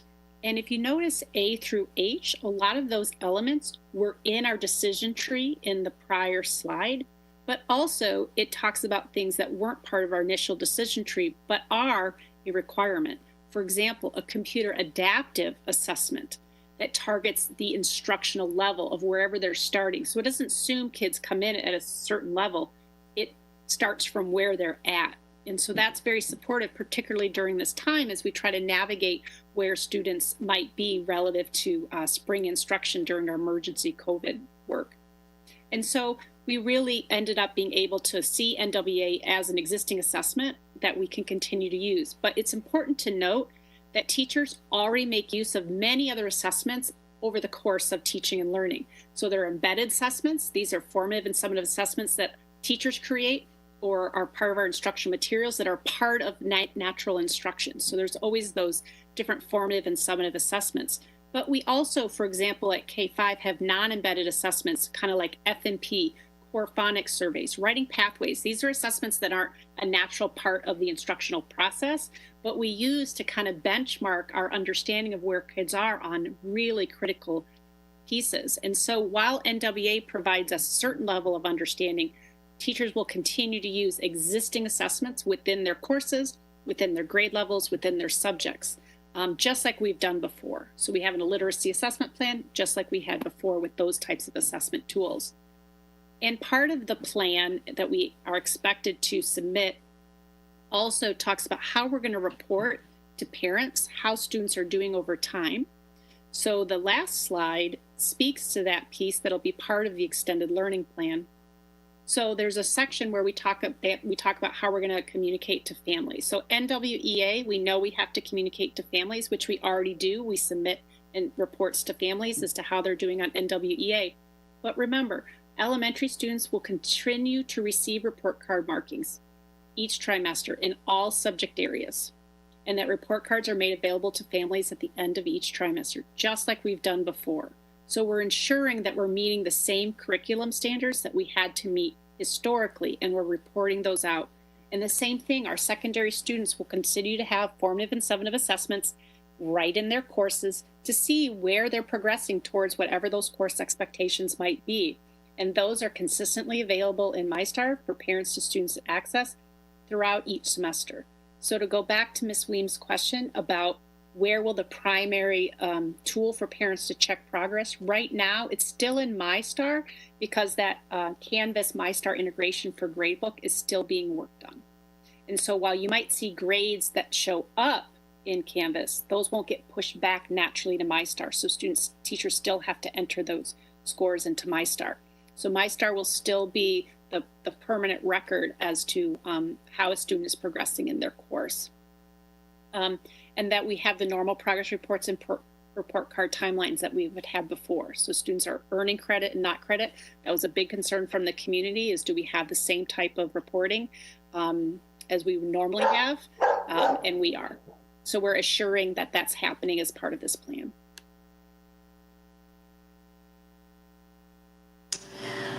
All right, certainly that's what we have to present tonight regarding the September 15th deadline. If there are any questions, we'd be happy to answer those from the board. And if you can do me a favor, Kelly, if you can just remove the slide, thank you. That way I can see everyone. Oh, did I lose everybody? Yep, I think I'm back. Are there any questions from board members? I have a question. It sounds like that's Jessica. Yes. Go ahead, Ms. Cummings. Thank you. So Dr. Coffin, if you could just talk about this timeline and the September 15th date and the 30-day check-in, just to clarify that for the board, so there's an understanding as to, what we're doing, what that timeline looks like, and what the board's action needs to be, or if there's no action, if we're simply just taking in information. Sure. So thank you, Ms. Cummings, for sharing that information. Absolutely. So the October 1st deadline is the deadline that the board, prior to October 1st, must approve the extended learning plan. So that will include the information that we shared this evening. The September 15th deadline was there for the community to know that we are setting academic goals for growth and proficiency for our students. So it doesn't coincide with an actual approval. It's part of that approval prior to October 1st. As I mentioned earlier, we're going to bring that to the board, the full plan, September 22nd, so that we're getting that information to you well ahead of that deadline so that we can gather additional feedback. So we wanted to just make sure that the board and the community was aware of the goals that we were setting, as well as the assessment pieces that we would be using to share that information, and then sharing that timeline with the community so they understand when they can expect to get information on their child's progress. Following that October 1st deadline, then it's every 30 days. The board, this is the part where the board takes public comment, and this is reconfirming the learning model that we'll be using. So currently the board did this when they approved on August 11th, the plan to start learning at a distance. And so it's really just for the board to come together every 30 days. In the plan that we will share September 22nd, we will have some criteria that we have talked with academic excellence. We continue to work with the health department to get that information updated. I know Ms. Bauman is working with our district nurse to create a dashboard that's there. So we're monitoring how we are doing from the health and wellness side regarding the virus and what it looks like, not only in Oakland County, but what it looks like in our own community. And Oakland County has really made a lot of adjustments as an aside to their reporting. So we are able to look at the Farmington community as a school community, and that's new as of, I think, a week or so ago. So we are getting the most up-to-date information, and we'll be sharing that as part of the plan. And so really it's for tonight, this is an awareness and then gathering feedback from the board. This will be part of the plan that we'll be asking for the board to approve at the September 22nd meeting. And then every 30 days after, we will have to bring something back to the board for you to reconfirm whether we are learning at a distance or where we are at in our phase-in with face-to-face. And I think one of the pieces that I would just add is, while we have this extended learning plan, there's only a few elements that are different than what the board has already approved around our moving forward learning preparedness plan.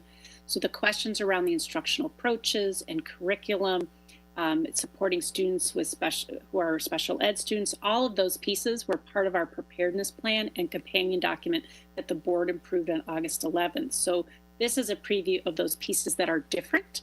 and that has to do with the performance goal and how we're going to monitor the learning.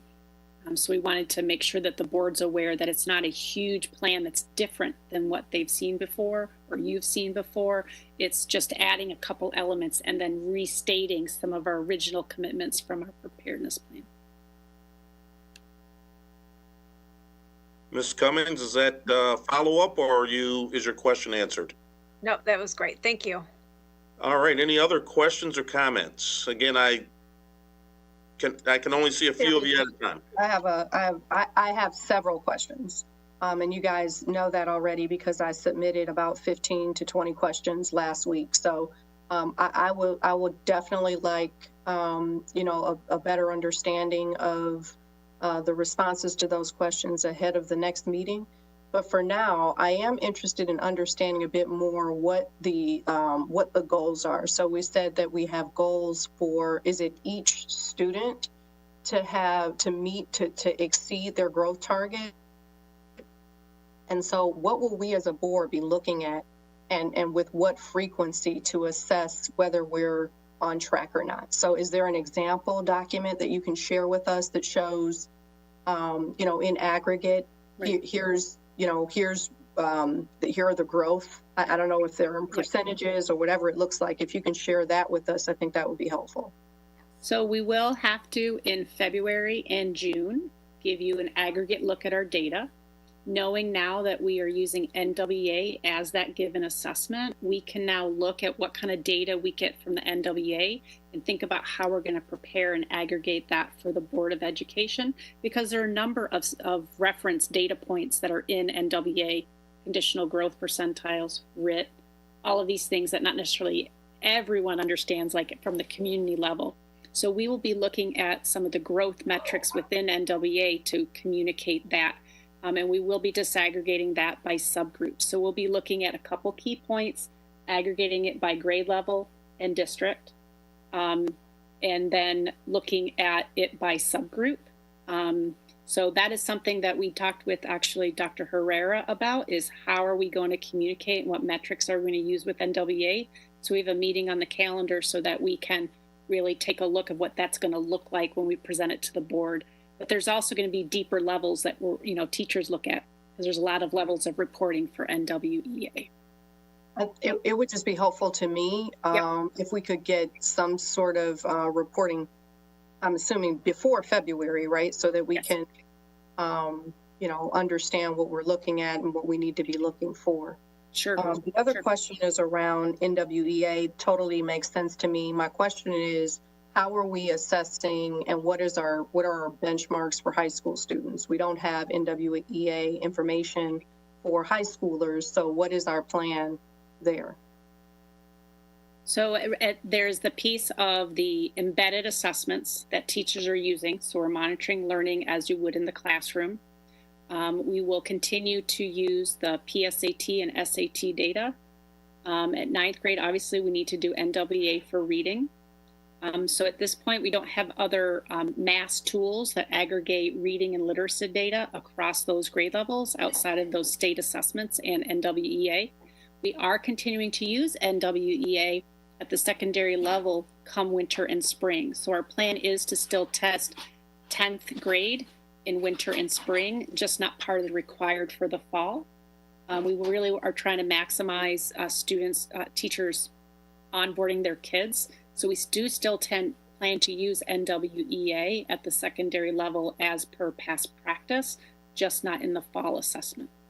And because of go ahead. Oh, no, I'm sorry. I didn't mean to cut you off. No, that's okay. And because the good value to NWEA is we can compare winter of one year to winter of the next year. So even though we're not doing fall assessment for those other grade levels, a winter assessment will still give us data from winter to winter. And so we can still look at how our kids performed historically. But as part of the extended learning plan, we do not have to test those, but we still have NWEA as part of our larger assessment system. So we don't have to have metrics or goals for high schoolers at the 11th and 12th grade. So, but correct. I'm sure we still want to make sure that our students are learning, right? So correct. Let me understand how we're going to measure that. Our assessment plan isn't going to change at the secondary level, just like we've done every year. So that's really, once you get it to the secondary level, the courses are much more specialized. You know, NWEA, what happens as students get higher in their academic achievement, NWEA then doesn't become the best measurement because they've tested out of that. So we would rely on the common unit assessments that are given in those specialty classes. So that's no different than what has always been done. So we can certainly work with teachers, and the building principals will be working with their teachers and their PLCs to monitor learning. I just met with the secondary planning committee for the principals, and that is one thing that is on their list, is how are we looking at data and how are we ensuring that our kids are not falling behind and that are also moving forward. So I know that is their top priority starting the school year. So, I mean, it would be easy for us. We had benchmarks, right, at a much higher level at high school, like our folks graduating and, you know, how many people are in AP, all of that sort of stuff. I just think that in this environment, right, we've got to be thinking about something different to make sure that, you know, the quality of the educational experience is one that we're proud of. So I just would be interested to understand what example data we might have available to us, if any, you know, from K through 12. I think it's important to keep in mind as you take a look at the scope of work that our teachers are taking on, how many new practices we would like to introduce to them this year. So if you take a look at assessment has a lot of influence on instruction and a lot of influence on delivery. And to begin to develop and implement new assessments or a different assessment approach would not only require teachers to learn a new LMS, but also to learn new design, new formative instructional methods, and a different approach to, instruction in total. So I think this is kind of the conversation the district had before when you talked about standard-based grading. The district took an approach to implement a lot of the practices in standards-based grading without considering the change in instruction that would have to occur alongside that. So I think that's been the struggle as we take a look at the implementation of reforms.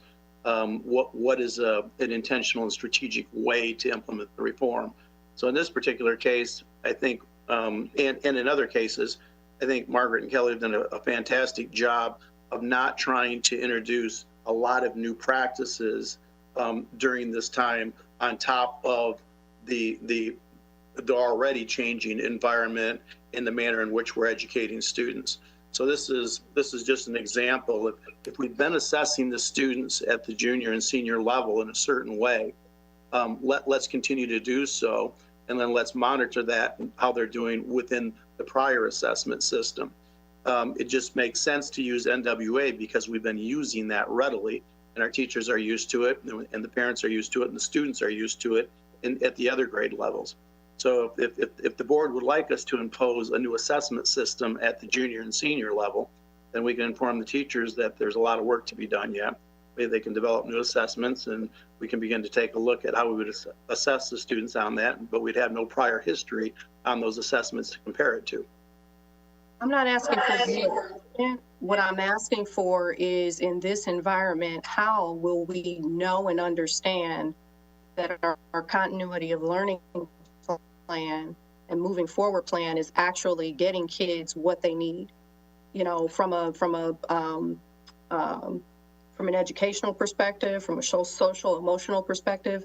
How are we measuring what we're doing is my question. I'm not asking for a new assessment. I'm asking that the board be given information to determine whether we are progressing as we desire. And that's I guess that was my comment, is that we're going to do it the same way we've done it in the past. That will not be a new practice. So how we've monitored students in their social emotional learning, how we've monitored students in terms of their grades and their progress at the high school, we'll be doing it the same way, but we'll be doing it through a remote learning experience.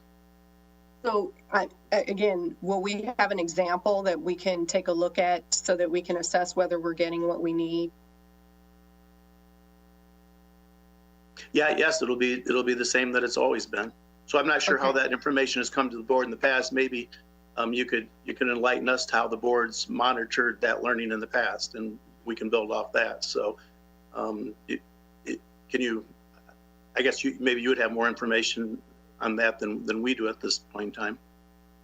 Yeah, I mean, we can take this conversation offline, and perhaps this is something that the Academic Excellence Committee can, look into. As a board, we need data. So, that's all I'm asking for is, how we're going to measure ourselves going forward.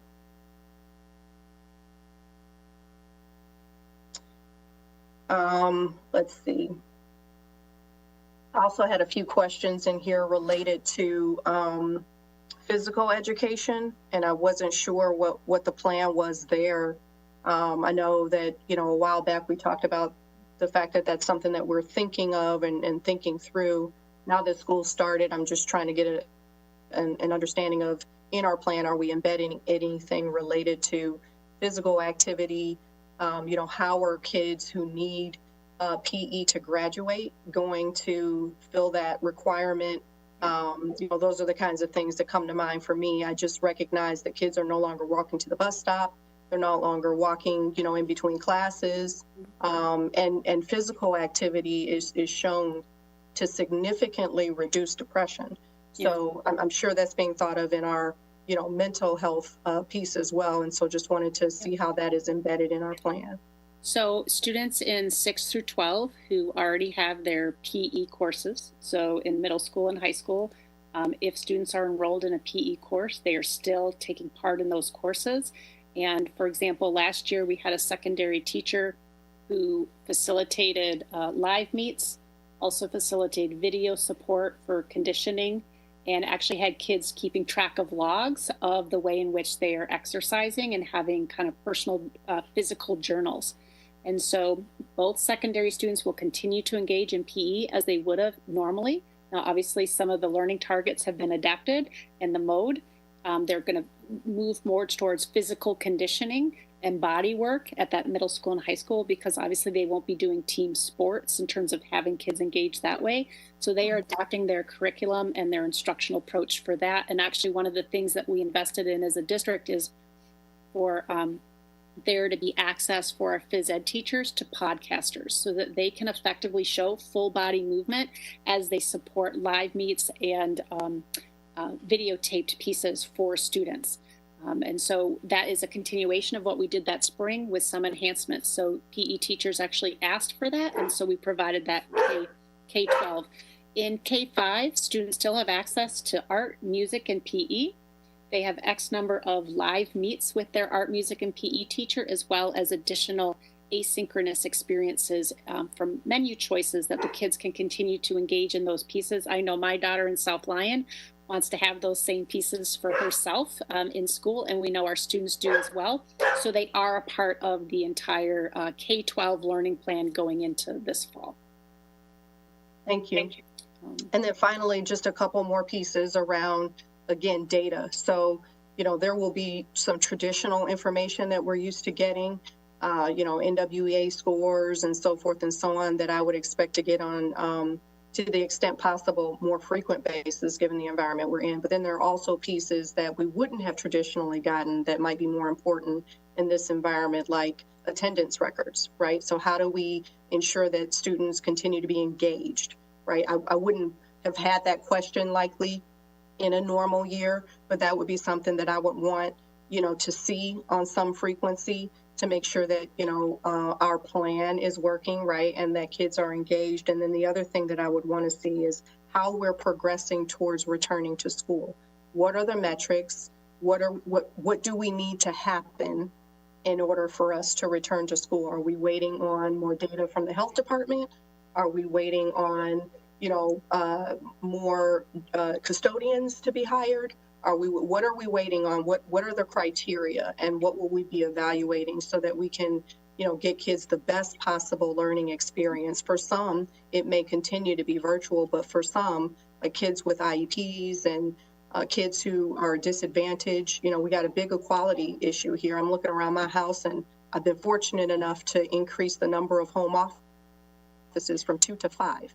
Everyone can't do that. Yeah. And I'm concerned about, you know, students who don't have a desk, who don't have internet connection or quality internet connection. Like, all of those things are going to be a real big factor in success here. So I would like to understand going forward, you know, what are we looking at to return our most vulnerable populations to school as quickly as possible, to the extent that it's safe. Yeah, Ms. Weems, I can answer, I can give you some information on both of those questions. We will be required, actually beginning this week, to track two-way interactions for all of our students. And those weekly percentages need to be reported out to the board monthly. So they we'll have information for you when we present the plan and moving forward. And those have to go on our transparency link as well. So that information will be out there. We've been working closely with our pupil accounting and the Oakland schools to help support that, pulling reports. We've had several meetings with teachers, getting their input, ensuring that we're capturing those engagement, those two-way interactions for engagement. So you will be getting that information. And then in regards to the metrics to return to school, we will be sharing that also as part of our plan on September 22nd. I'm trying to recall, I think that some of that might have been in one of the academic excellence summaries, but I'm not quite sure. But there was some information that we worked side by side with the health department, with Mary Larson. We did meet with the nurses that will be supporting the work here through December. I know that they've been doing walkthroughs in our buildings. They're helping us with those safety protocols. So we are working closely with the health department. Again, updating our dashboard. We do have the baseline data that we'll share from when the board approved the plan on August 11th and how that compares with where we are and moving forward as part of that criteria for starting to phase in, because you're absolutely right.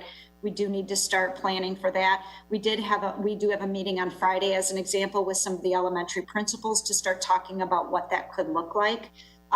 In regards, as you know, K-5 is the priority area that we need to start looking at as our beginning to phase back in. So planning is happening for that, and we'll have much more information at the September when we present the plan. So thank you for that.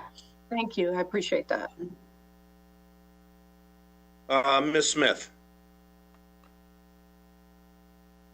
I want to thank both of you for answering all of Ms. Weems' questions. It's helpful for those questions to be answered. I have a problem with crickets because I do have a lizard, but I don't want to hear crickets, not only here, but here. Ms. Weems touched on something that is near and dear to my heart.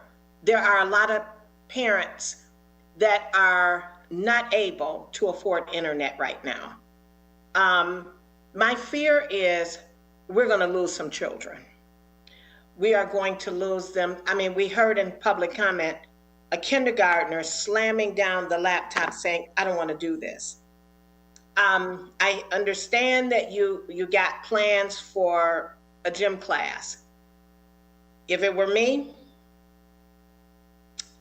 I don't know how many students would really want to engage in kids are going to say how they're tracking this. But my biggest thing in fear is we're going to lose children, not to other districts, but to dropping out in our middle school and high school level. I don't want to hear, and I have not heard it from the two of you, because you all have been very productive with coming back with responses to help this board. I'm not only a community member, but I am a board member, and I need answers. And I'm going to want answers. And it's not anything against either of you personally, but this is my community. And this pandemic has hit us roughly. The equity issue. We have to worry about the students that are not IB, AP classes, that we're going to fall in the cracks.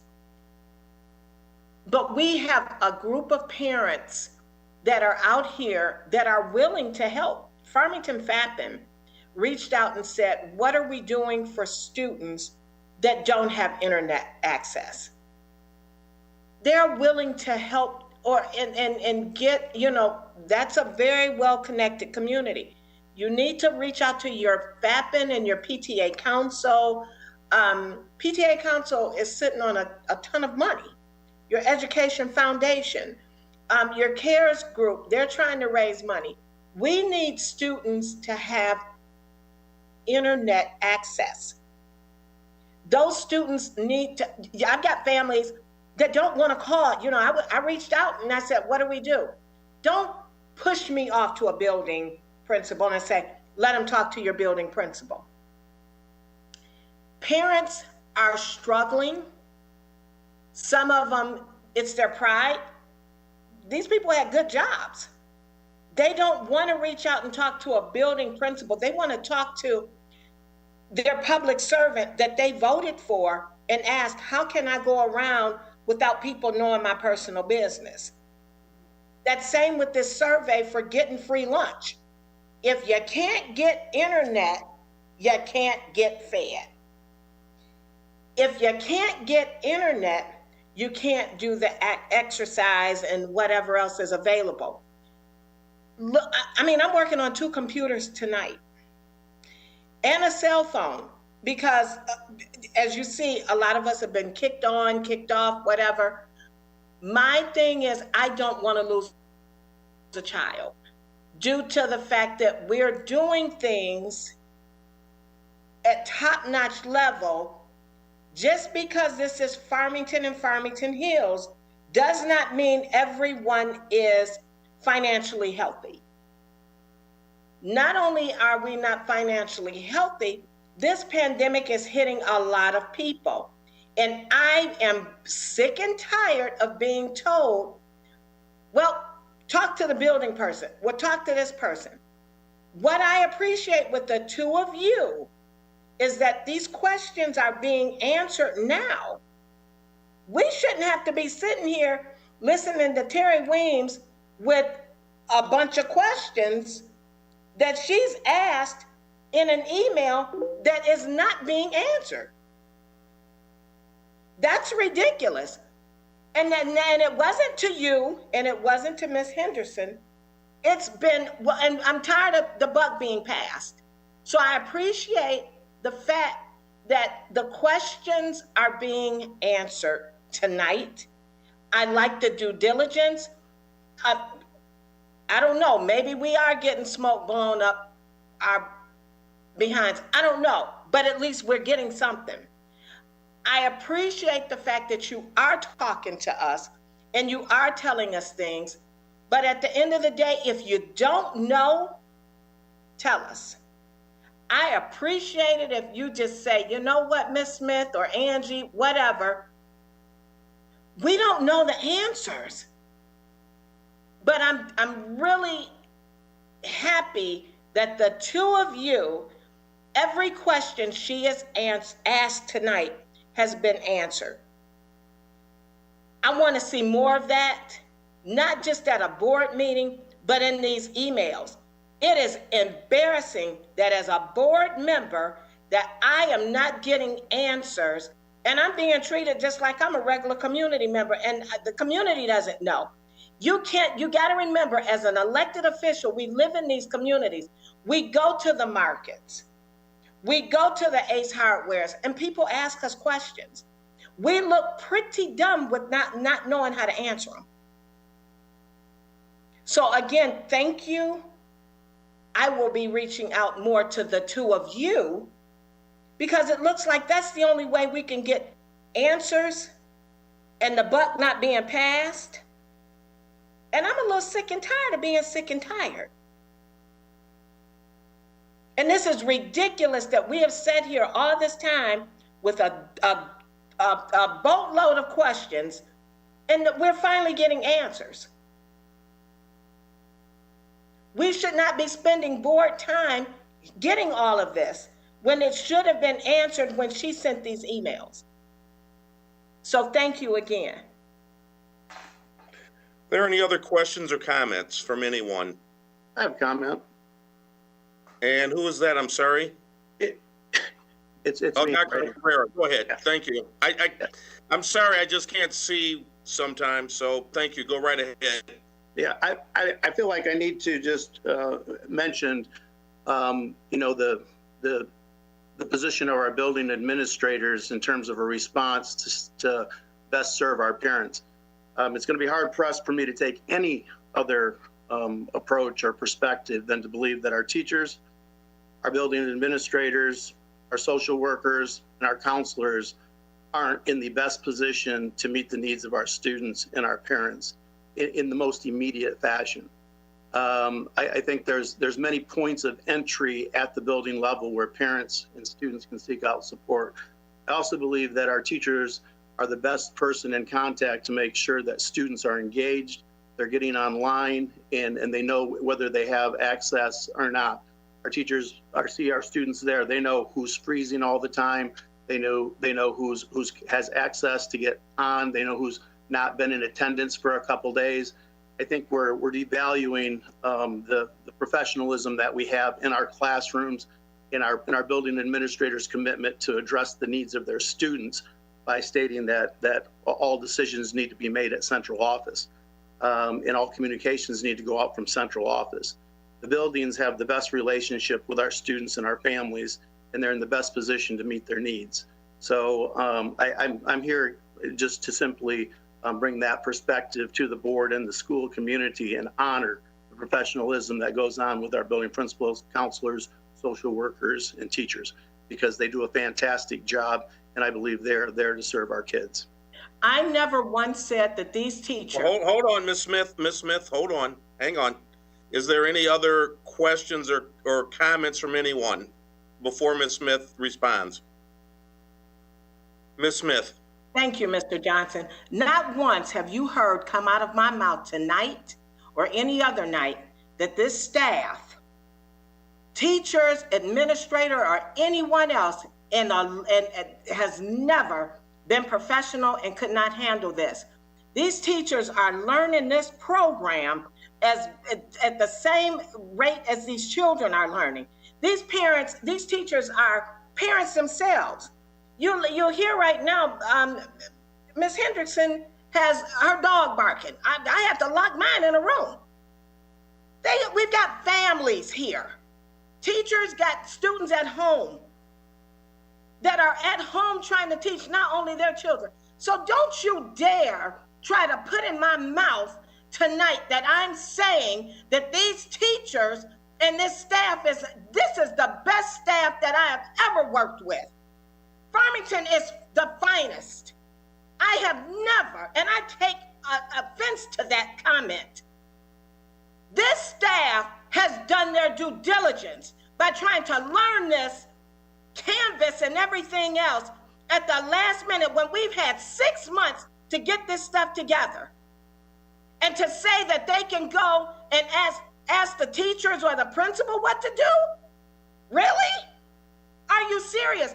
They are asking the people that they elected for help, and they have a right to ask us. Not only and I'm not saying that there's a principal here that won't do the job. You've got principals that are bending over backwards. I know that for a fact because I got a couple of families I'm helping feed myself. There are parents in this community that are struggling. They need our help. This is why FAPN has reached out and asked. I'm not saying that this staff is not helping. I am not saying that I'm not saying it has to come from central office. But we all got an email saying get Buddy's Pizza for 50% off. But where's the email to say that we can help these kids eat or get free internet? We did a commercial on Channel 2, Channel 4, whatever. We got kids doing commercials with no mask on. What are we in the business of? Trying to make this community look good, or are we trying to help the kids? So don't you dare sit there and try to say that that's what I'm saying. That is not what I'm saying. Mr. Mokomo.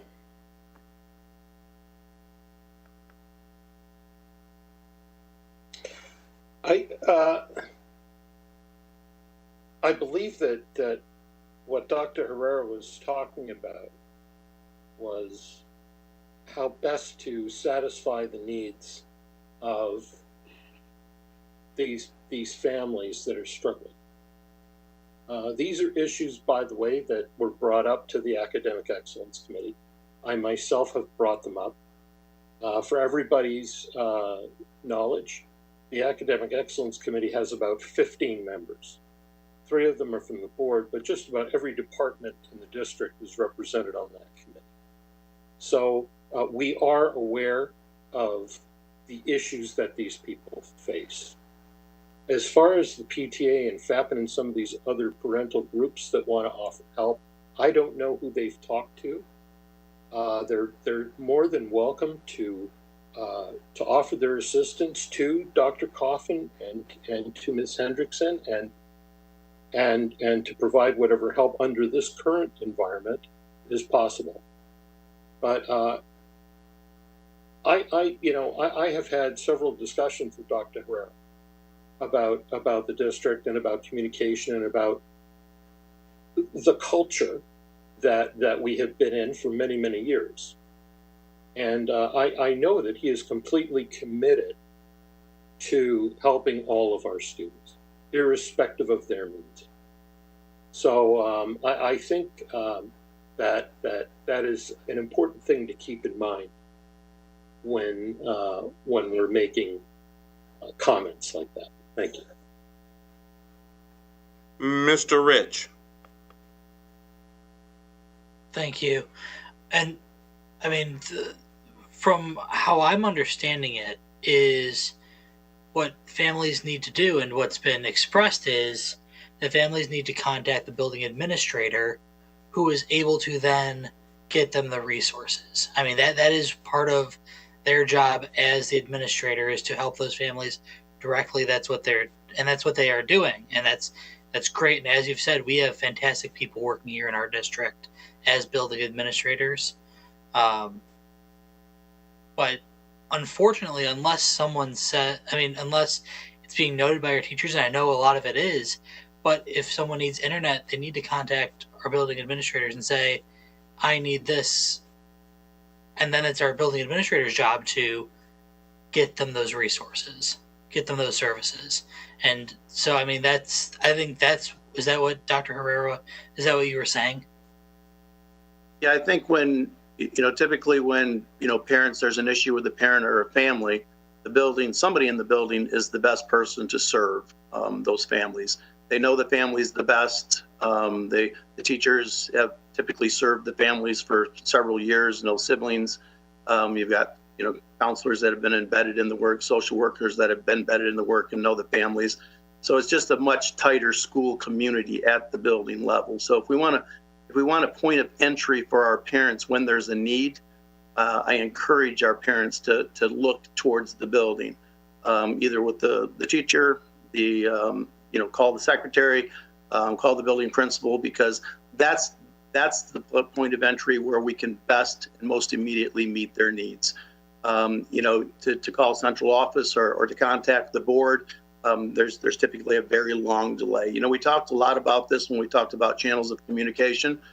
The point of the channels of communication were to put people in contact with the person that could help resolve the issue the quickest and most efficiently and effectively where the incident happened or the concern arose. So again, we all seem to be in agreement with that when we put the channels of communication in place. This is just using the same protocols, the same concept. So yes, I believe that my job is to make sure that we have people ready and accessible to serve our students and meet their needs. And like I said before, I think that the degree that our staff have gone to move this initiative forward, to provide the work they've done to implement this learning management system in a very short period of time versus the Google Classroom, like you heard earlier, is a good indication of the quality of staff and the will and the commitment to our families that they serve. I wouldn't expect no difference in terms of providing internet access. I'd expect no difference in them in terms of making sure that students were receiving food or any additional services that they may need. So I have high confidence that our buildings are committed and prepared and very willing to support our families at the extent and probably more effective than anybody else can in the district. I guess that was my point. Thank you. Thank you, Dr. Herrera. Any other questions or comments? I'd like to say something unless someone else has another comment about this. Okay, not hearing none. Couple of things here. If a student or family has an issue, Dr. Herrera has put in place, as he mentioned, a chain of command. When whether we're staff, whether we're students, whether we're board members, go outside that chain of command, everything falls apart. For example, if I were to give my friends, that I run into at the store, the extra privilege of calling someone or doing something special for them that I couldn't do for someone else because they're a friend, that quite honestly is bordering on corruption. Political corruption, because people will be using their positions to get something for someone else. And if we go back and we look at what this district was like before Dr. Herrera got here, where we had some schools that were getting some things and some families and other schools that weren't, there has to be a chain of command. There has to be a central starting point. I, as a board member, if someone were to ask me the exact identical question, I would tell them the exact same thing that the entire district is saying, which is we need to go to the building administrator. The moment we go around that, it's going to usurp and make the entire system collapse. It may not be the answer people want, but the question becomes, if they are sent to that building administrator, and at that point, they're not getting what they are asking for, then yes, there would be a problem and it needs to be elevated up to the appropriate staff at central office. But we can't take our positions as elected officials and do favors and other things for other people just because they voted for us or they agree with our positions. The only other thing. I'm sorry. May I finish? Yes, please. Thank you. And Ms. Smith, I'm not saying that's exactly what you're doing, but I'm just saying what could happen if we go outside of pretty much aware. I understand what you're saying, but if I was going to do favors, I'd pay those people's bills and make sure they had internet. So there is no corruption. May I finish? Thank you. So I just want to make sure that the community knows, if they don't know one of the 7 of us, because a lot of them don't, they may just see us, that there is a proper protocol in place and they're going to get the exact same treatment, whether you live 14 Mile, whether you live down in Farmington, whether you're wherever you live, everyone is entitled to the exact same treatment. The only other thing I want to say as it relates to questions and things, and yes, I want to thank the staff, Margaret and Kelly, for answering those questions. But I think we also have to understand, it's when do the questions come to them? If we send them 15 or 20 questions Tuesday morning or Tuesday afternoon at 1 o'clock, these folks have jobs and they have to not only prepare that, they have other expectations and things that they're supposed to do other than answering board questions. So I would just hope board members, once we start sending questions to whether it's a committee or whomever, that we give them at least ample time to respond. So I'll go back to you, Ms. Smith. Thank you for your patience. Thank you, Mr. Johnson. First, and let me start off with the questions. Ms. Weems has submitted questions, and they have been in an inbox for maybe, and this is not to you, Mr. Johnson, but Ms. Weems has sent questions that have still not been answered. So as I'm just saying, Ms. Weems has spoken up. So this is the only way she can get her answers is here tonight. As far as doing any favors, I don't have any children in the district anymore. And I don't do favors. And I'm not saying that that's what you were implying, that, and I get where you were going with this. But at the end of the day, if I was going to do a favor, I'd ask anybody that needed that AT&T bill or Spectrum, whatever it is, I pay that bill. But that's not what they were asking. You can pay my bill if you like, Ms. Smith.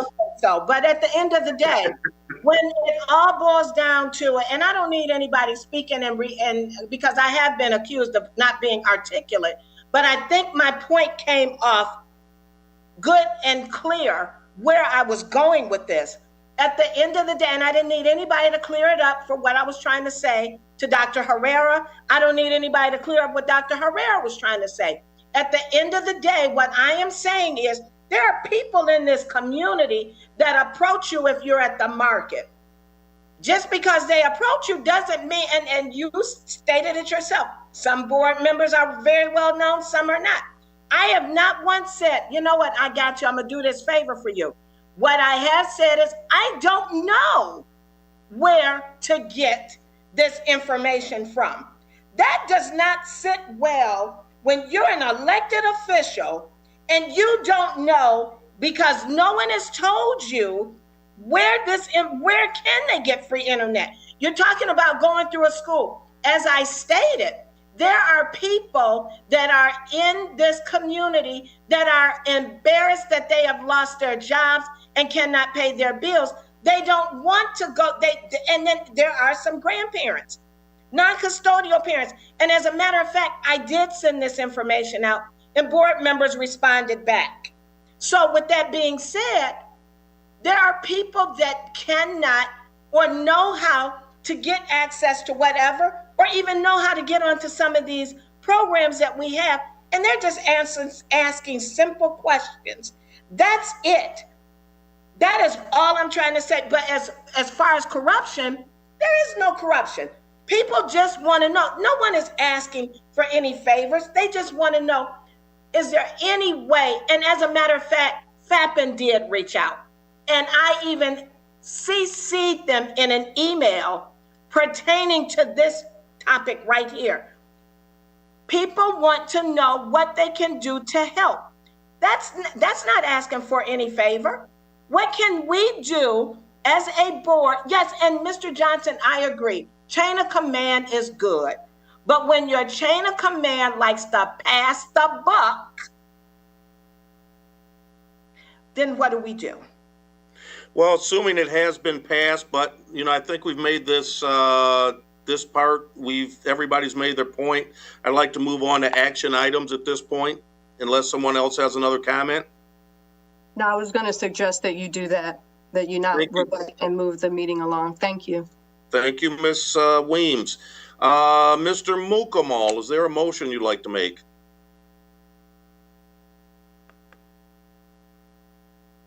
Yes. I believe we're discussing the motion for approval of our new assistant superintendent. Is that correct? That is correct, sir.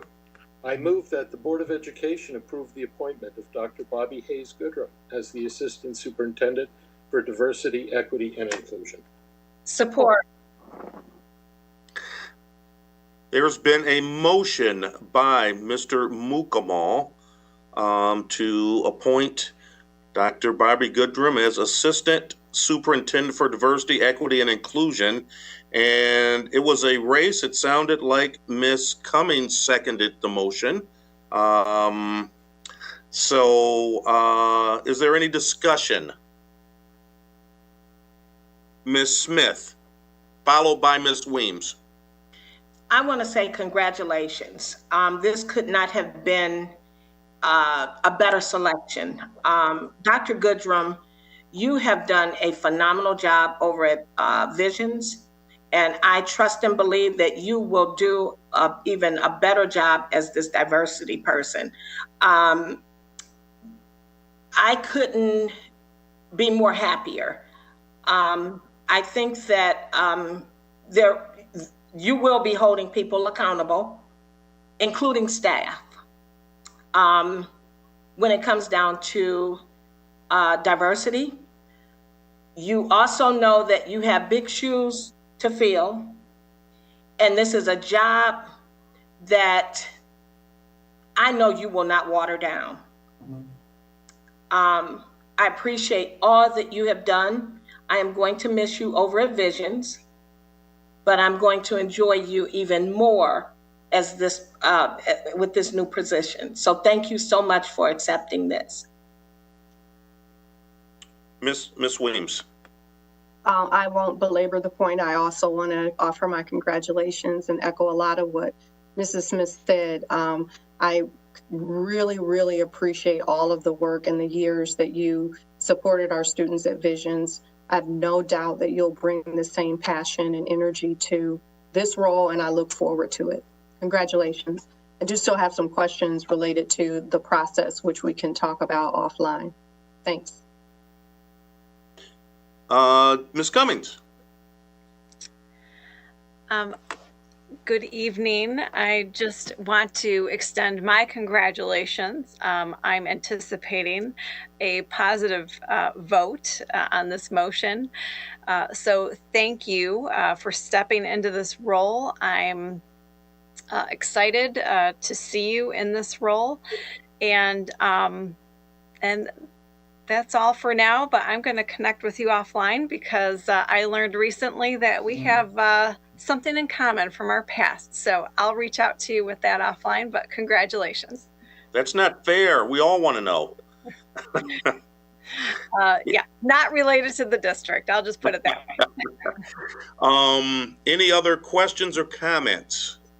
Yes, Mr. Chair. Mr. Mukamal. I will defer to Mr. Rich, who I believe had a comment first. Sure, Mr. Rich. Thank you. I've been very lucky to be able to receive a tour multiple times over at Visions, and just seeing the work that you've put in to that school and our students. I am so very excited to see what you bring to this role, and I cannot wait to vote in favor of this appointment. Thank you, Mr. Rich. Mr. Mukamal. Well, I thank you, Mr. Chair. I'm equally excited to take this vote. And my understanding is that the process included a search not only internally, but throughout the state of Michigan and even beyond. And I think it is a great testament that at the end of the day, the unanimous choice was an internal pick.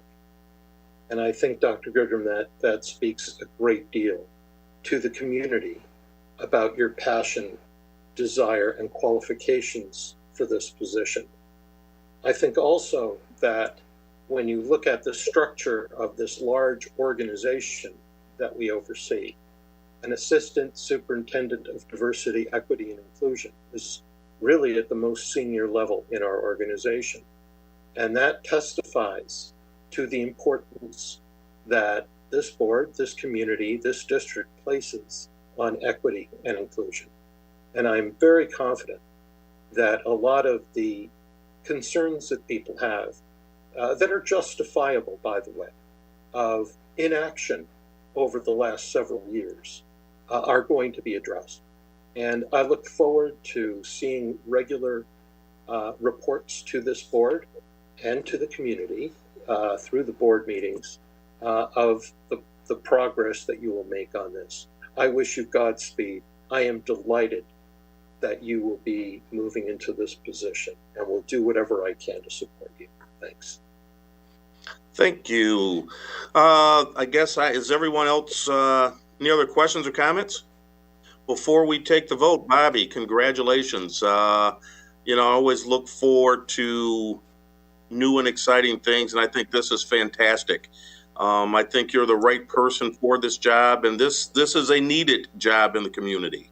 I know you are going to bring the skills forward to not only hold people accountable, but I believe you're going to hold us, including the board, accountable for what needs to be done. And I just encourage you to stand up. I don't care who it's against or what backlash comes at you. Do what you believe is right and what's in your heart. I am going to miss the, your tam that I always saw at the graduations, the sparkly tam. But just the way your students interacted with you, and, you know, just the emotion and, you know, the courage and the strength that you bring to this position. I know you're going to do great, but just remember the words of, a lot of times it'll be you against the world, and sometimes you got to take the world on to get your point across, and I know you'll do that. So with that, I'd like to call for the vote, please. Madam Secretary. Ms. Weems? Yes. Mr. Rich? Yes. Ms. Cummings? Yes. Mr. Mukamal? Yes. I myself, yes. Mr. Johnson? Absolutely, positively, yes. Congratulations. Motion passes. Thank you. Before we move on, Dr. Goodrum, sorry, no disrespect intended there. Is there anything you'd like to say? Yes, can you hear me? We can hear you. I will be as brief as is possible for me to be. No, I don't know. I'm a woman of many words, but I'm a woman of more action. I will tell you that. So I will keep it very brief. I am unexpectedly emotional right now. I remember standing before the board a little over 13 years ago, you know, when I accepted the principalship of then Cloverdale, which then became Visions. Today, I was at Visions with students. And Visions is truly anybody, whoever needs a pick-me-up, not right now because we're not accepting any visitors, but anybody who needs a pick-me-up, like Visions is the happiest place on earth. It really has been a blessing for me to have been able to work with the students and the staff there and to be able to enact change at that level. But we definitely have some needed changes, you know, at a bigger level. For those of you know, I've been here for 13, this is my 14th year. Prior to that, I've been in Detroit Public Schools. Here, I've been in Howell Public Schools in Livingston County. I worked in San Jose Unified School District in California, and I started in DC Public Schools in Washington, DC, of course. And really throughout all of my time, though I've worked in special education, there's no way that you can disconnect special education from diversity, equity, inclusion, of course, but this is my lifelong passion. And I want you all to know that I'm 100% committed to ensuring that all of our students have what they need to ensure that they can have the same kind of outcomes that we expect for all of our students. The equity, that's the difference between equity and equality. Equality is kind of about input. We put in the same thing. But equity is we get out the same thing. And that means that we have to put in different things to get that similar output. And I understand that completely. And I am ready to work with the board, with the staff, with the community to ensure that happens. All the board members who do know me know that to use a colloquialism, I ain't never scared. That is just FYI. I don't have any type of fear about doing what's right. At the end of the day, I'm willing to go to the mat for kids in our district, in our community. So thank you so much. Thank you very much, and we all look forward to working with you. Moving on to the next item, recommendation for approval of Oakland County School Board Association proposal to amend the bylaws. Is there a motion? I can make the motion. Thank you, Jessica. Ms. Cummings.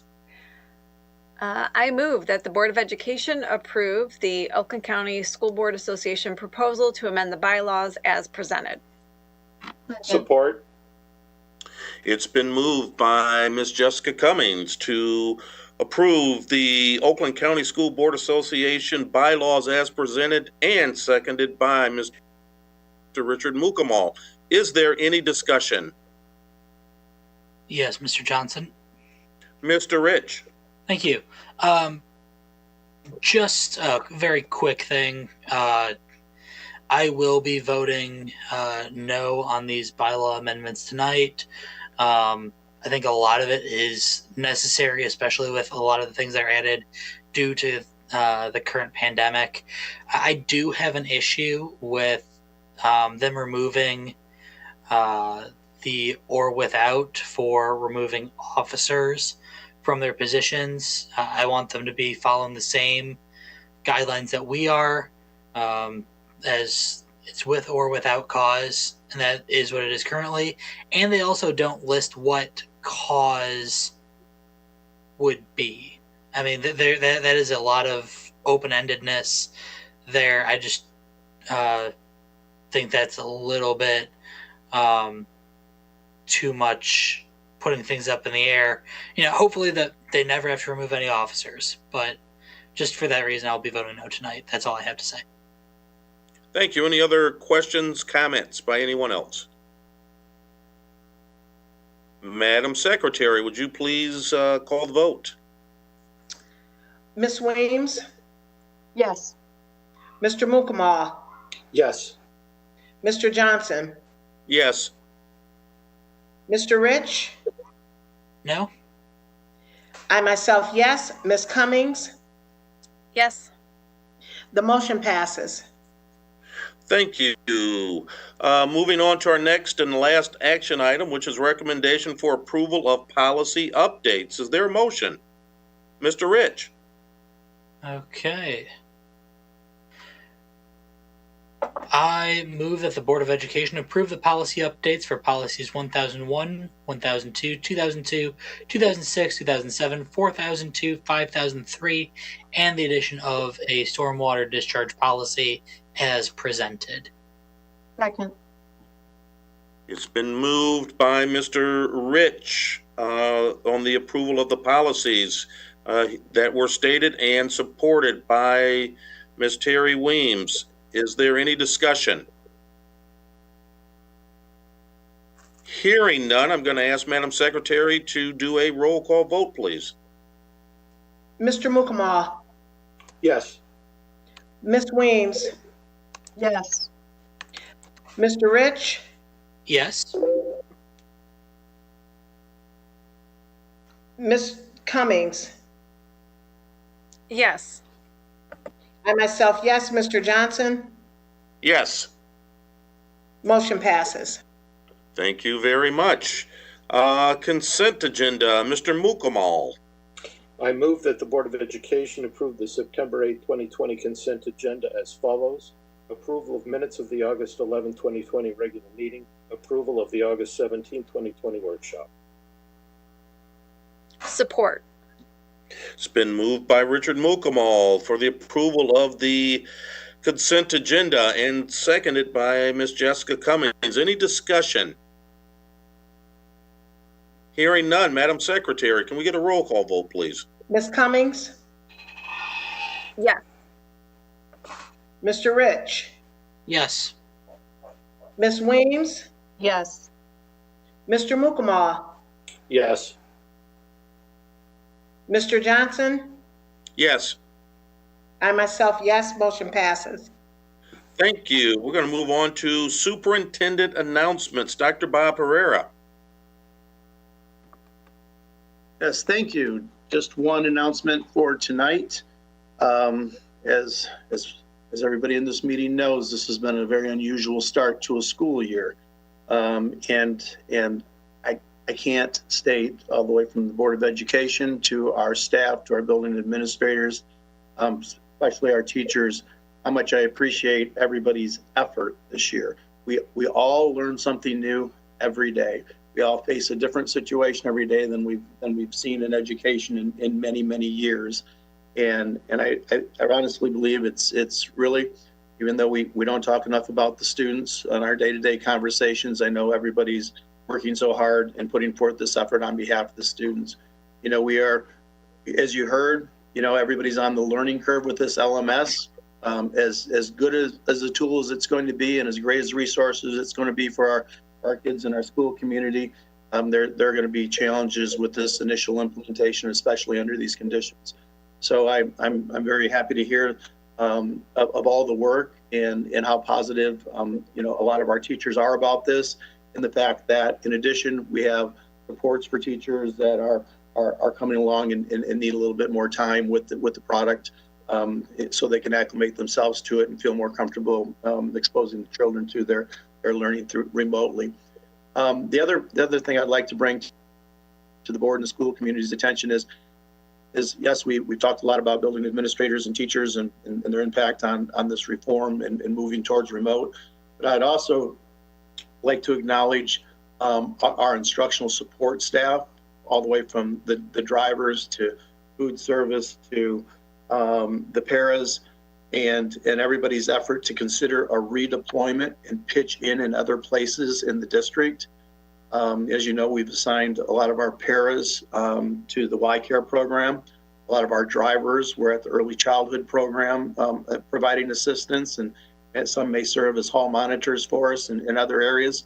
So it's been a pleasure to work with all of our staff in terms of them rolling up their sleeves and looking for a way where they can pitch in, provide a service with all the uncertainties and all the changing shapes and roles that are occurring in the district right now as we continue to move forward.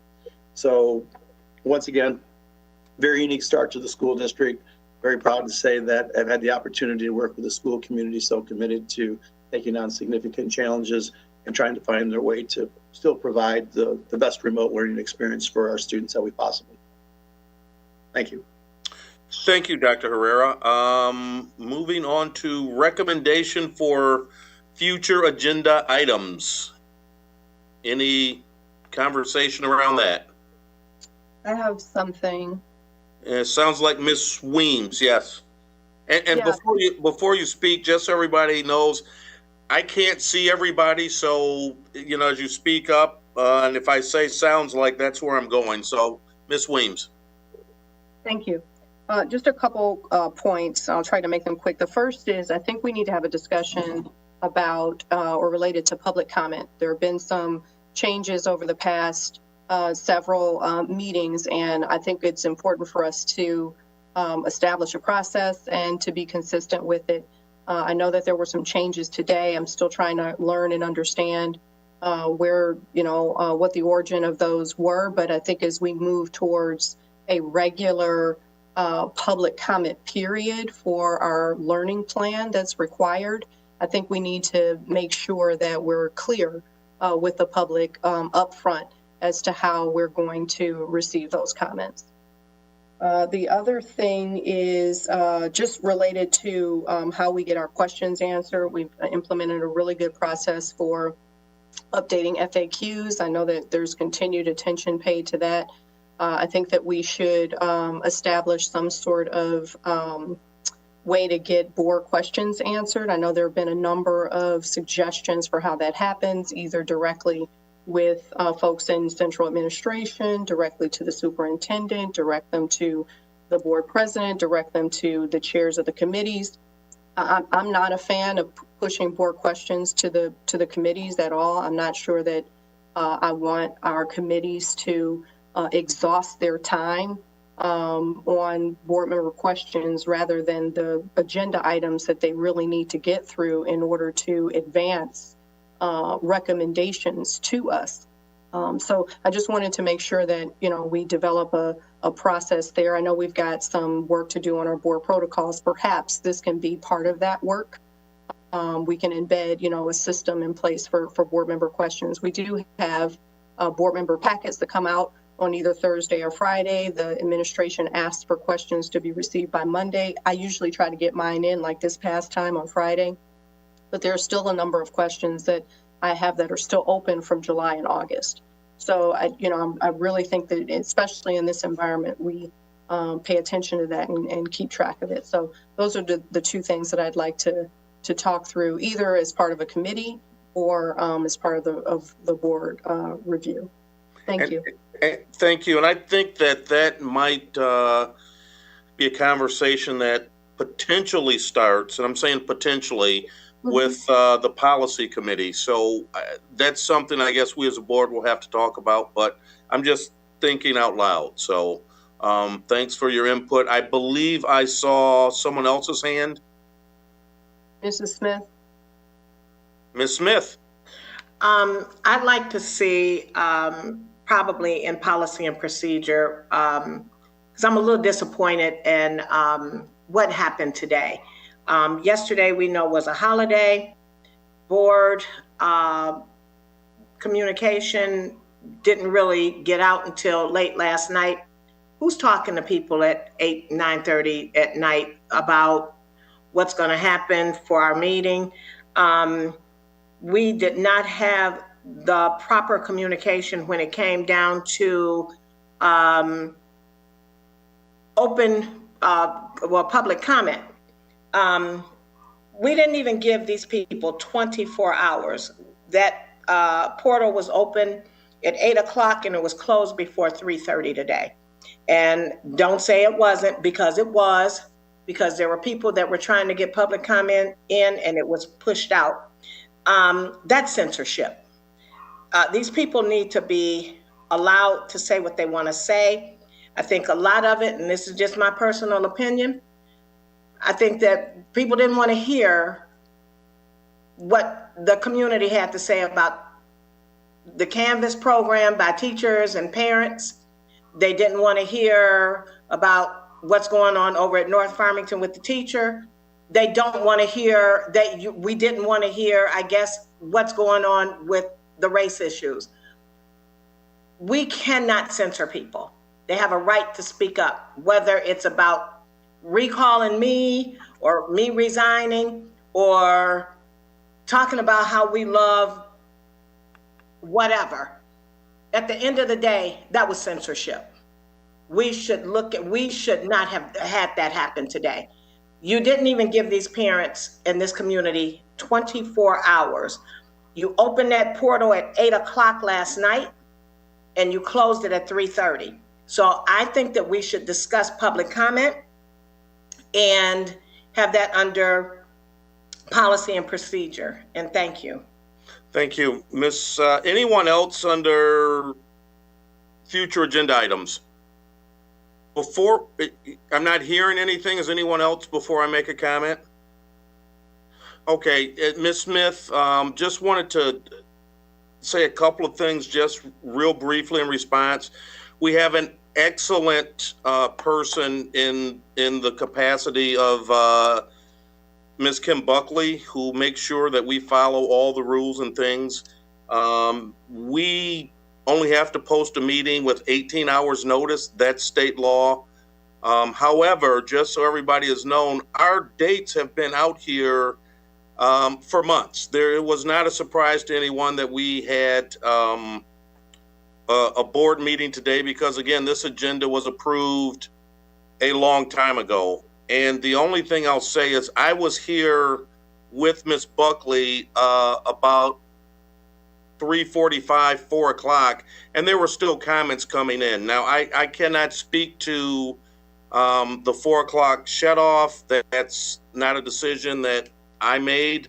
But I do know that there were comments coming in, and Ms. Buckley did a phenomenal job of making sure that we follow the things. So those are things we need to move forward with. And the follow up with that, Ms. Buckley has done a phenomenal job. Ms. Buckley actually was working yesterday on a holiday. So this is not, Ms. Buckley is only doing what was told to her to do. And I'm not going to go into that. So that can be done offline. But Ms. Buckley has done her due diligence. It was someone else that did this. So this is not a reflection on Ms. Buckley. Ms. Buckley has done everything that she was supposed to do and then some. So Ms. Buckley, this is not a hit at her. But at the end of the day, we know where this came from. So I'm going to just leave it there. So no, this is not on Ms. Buckley, but we have got to stop this. This community needs to be heard. Moving on to good and welfare, is there any? That's how we do. We always cut people off when we want to. Oh, I'm sorry, Ms. Smith. I thought you were done. Please. As a matter of fact, my camera's on, so you can see I'm still talking. But it's okay. I could not, Ms. Smith, I could not see you. I'm sorry. And we're having internet problems. And my apologies. As I said, please continue on. Mr. Johnson, it's fine. Have a good night. Thank you. Moving on to good and welfare. Is there any good and welfare? Ms. Weems, I think I see your hand up. I think you're muted. Yes, thank you. Yeah, just really quickly, a couple of things. I think, first and foremost, I want to publicly thank our teachers, our staff, our administration for as smooth a start as possible, despite a very difficult situation. I think one of our parents during public comment said it best. I think it was Mrs. Stair. She also wanted to thank everyone. She said that, we're figuring it out, and teachers have been really wonderful in a difficult time. And so I definitely want to acknowledge that. Some folks in the community have recognized it as well. So thank you to Buddy's Pizza, who offered our teachers free pizza or heavily discounted pizza, and Silver Dairy, who offered free ice cream, which was extraordinarily nice. I think those are all really great gestures to show our staff how much they mean to us. I've seen it. I've got 3 kids of my own who are, working through this, and I really appreciate the engagement of our folks. I saw a couple of news articles from 4 and 5. Our students have been highlighted. I think Michaela Brown was one. I saw our teachers, Mr. Kopanen, playing the accordion and showing up to the first day of school in a tux. All great, great things. Nothing less than I would expect of our teachers. Wanted to, again, say thank you. Do look forward to continuing to put children first and looking for every opportunity to help our children going forward, whether that means, getting them some connection with other students or teachers, or if that means, continuing this virtual environment. I have no doubt that our teachers and our staff are doing the best that they can. So thank you.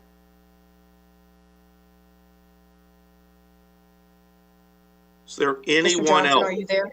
I am here. I'm sorry. I don't want to be accused of cutting someone off, so I just wait a little longer. Is there anyone else that would like to make a comment in good and welfare?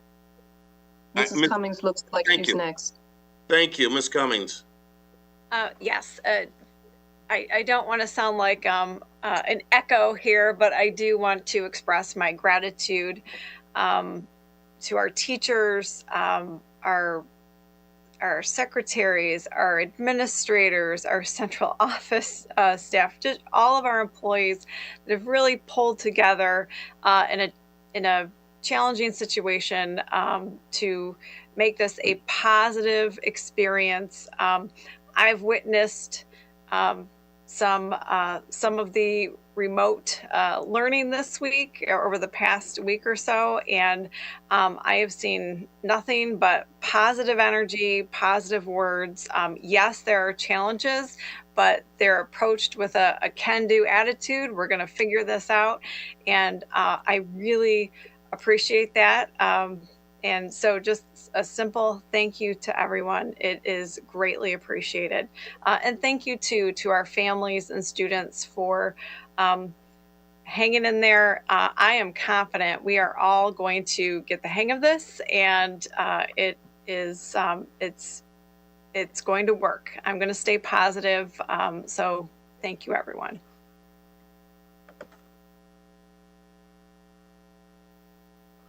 Thank you, Ms. Cummings. Are there any other good and welfare remarks?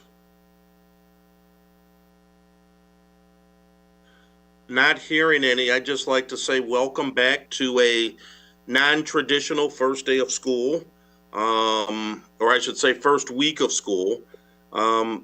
Very proud of all the students and everything they're, getting through this difficult time, our staff, and everyone else. The main thing I think we really need to do is somehow come together, and we have to figure that out. And I think the example starts with the 7 of us.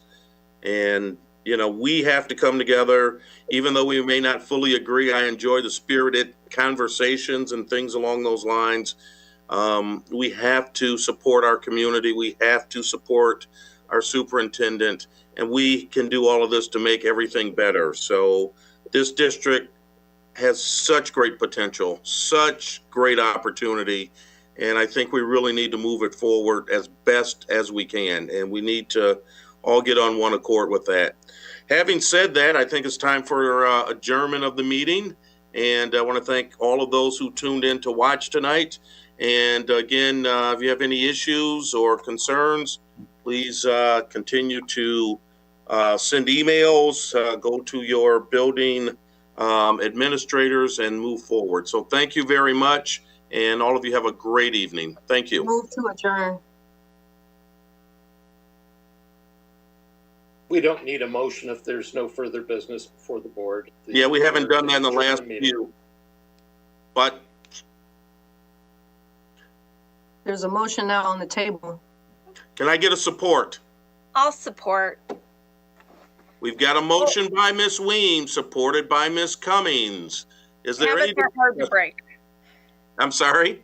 Habits are hard to break. That's okay. Is there, okay, any discussion? Madam Secretary. Madam Secretary, Yes. we get a vote on the adjournment? Mr. Johnson, Yes. Ms. Weems, Yes. Ms. Cummings, Yes. Mr. Rich, Yes. I myself, yes. Mr. Mukamal, Yes. you have a quorum. Your meeting is adjourned. It's been passed. You folks have a great evening. Good night, everyone.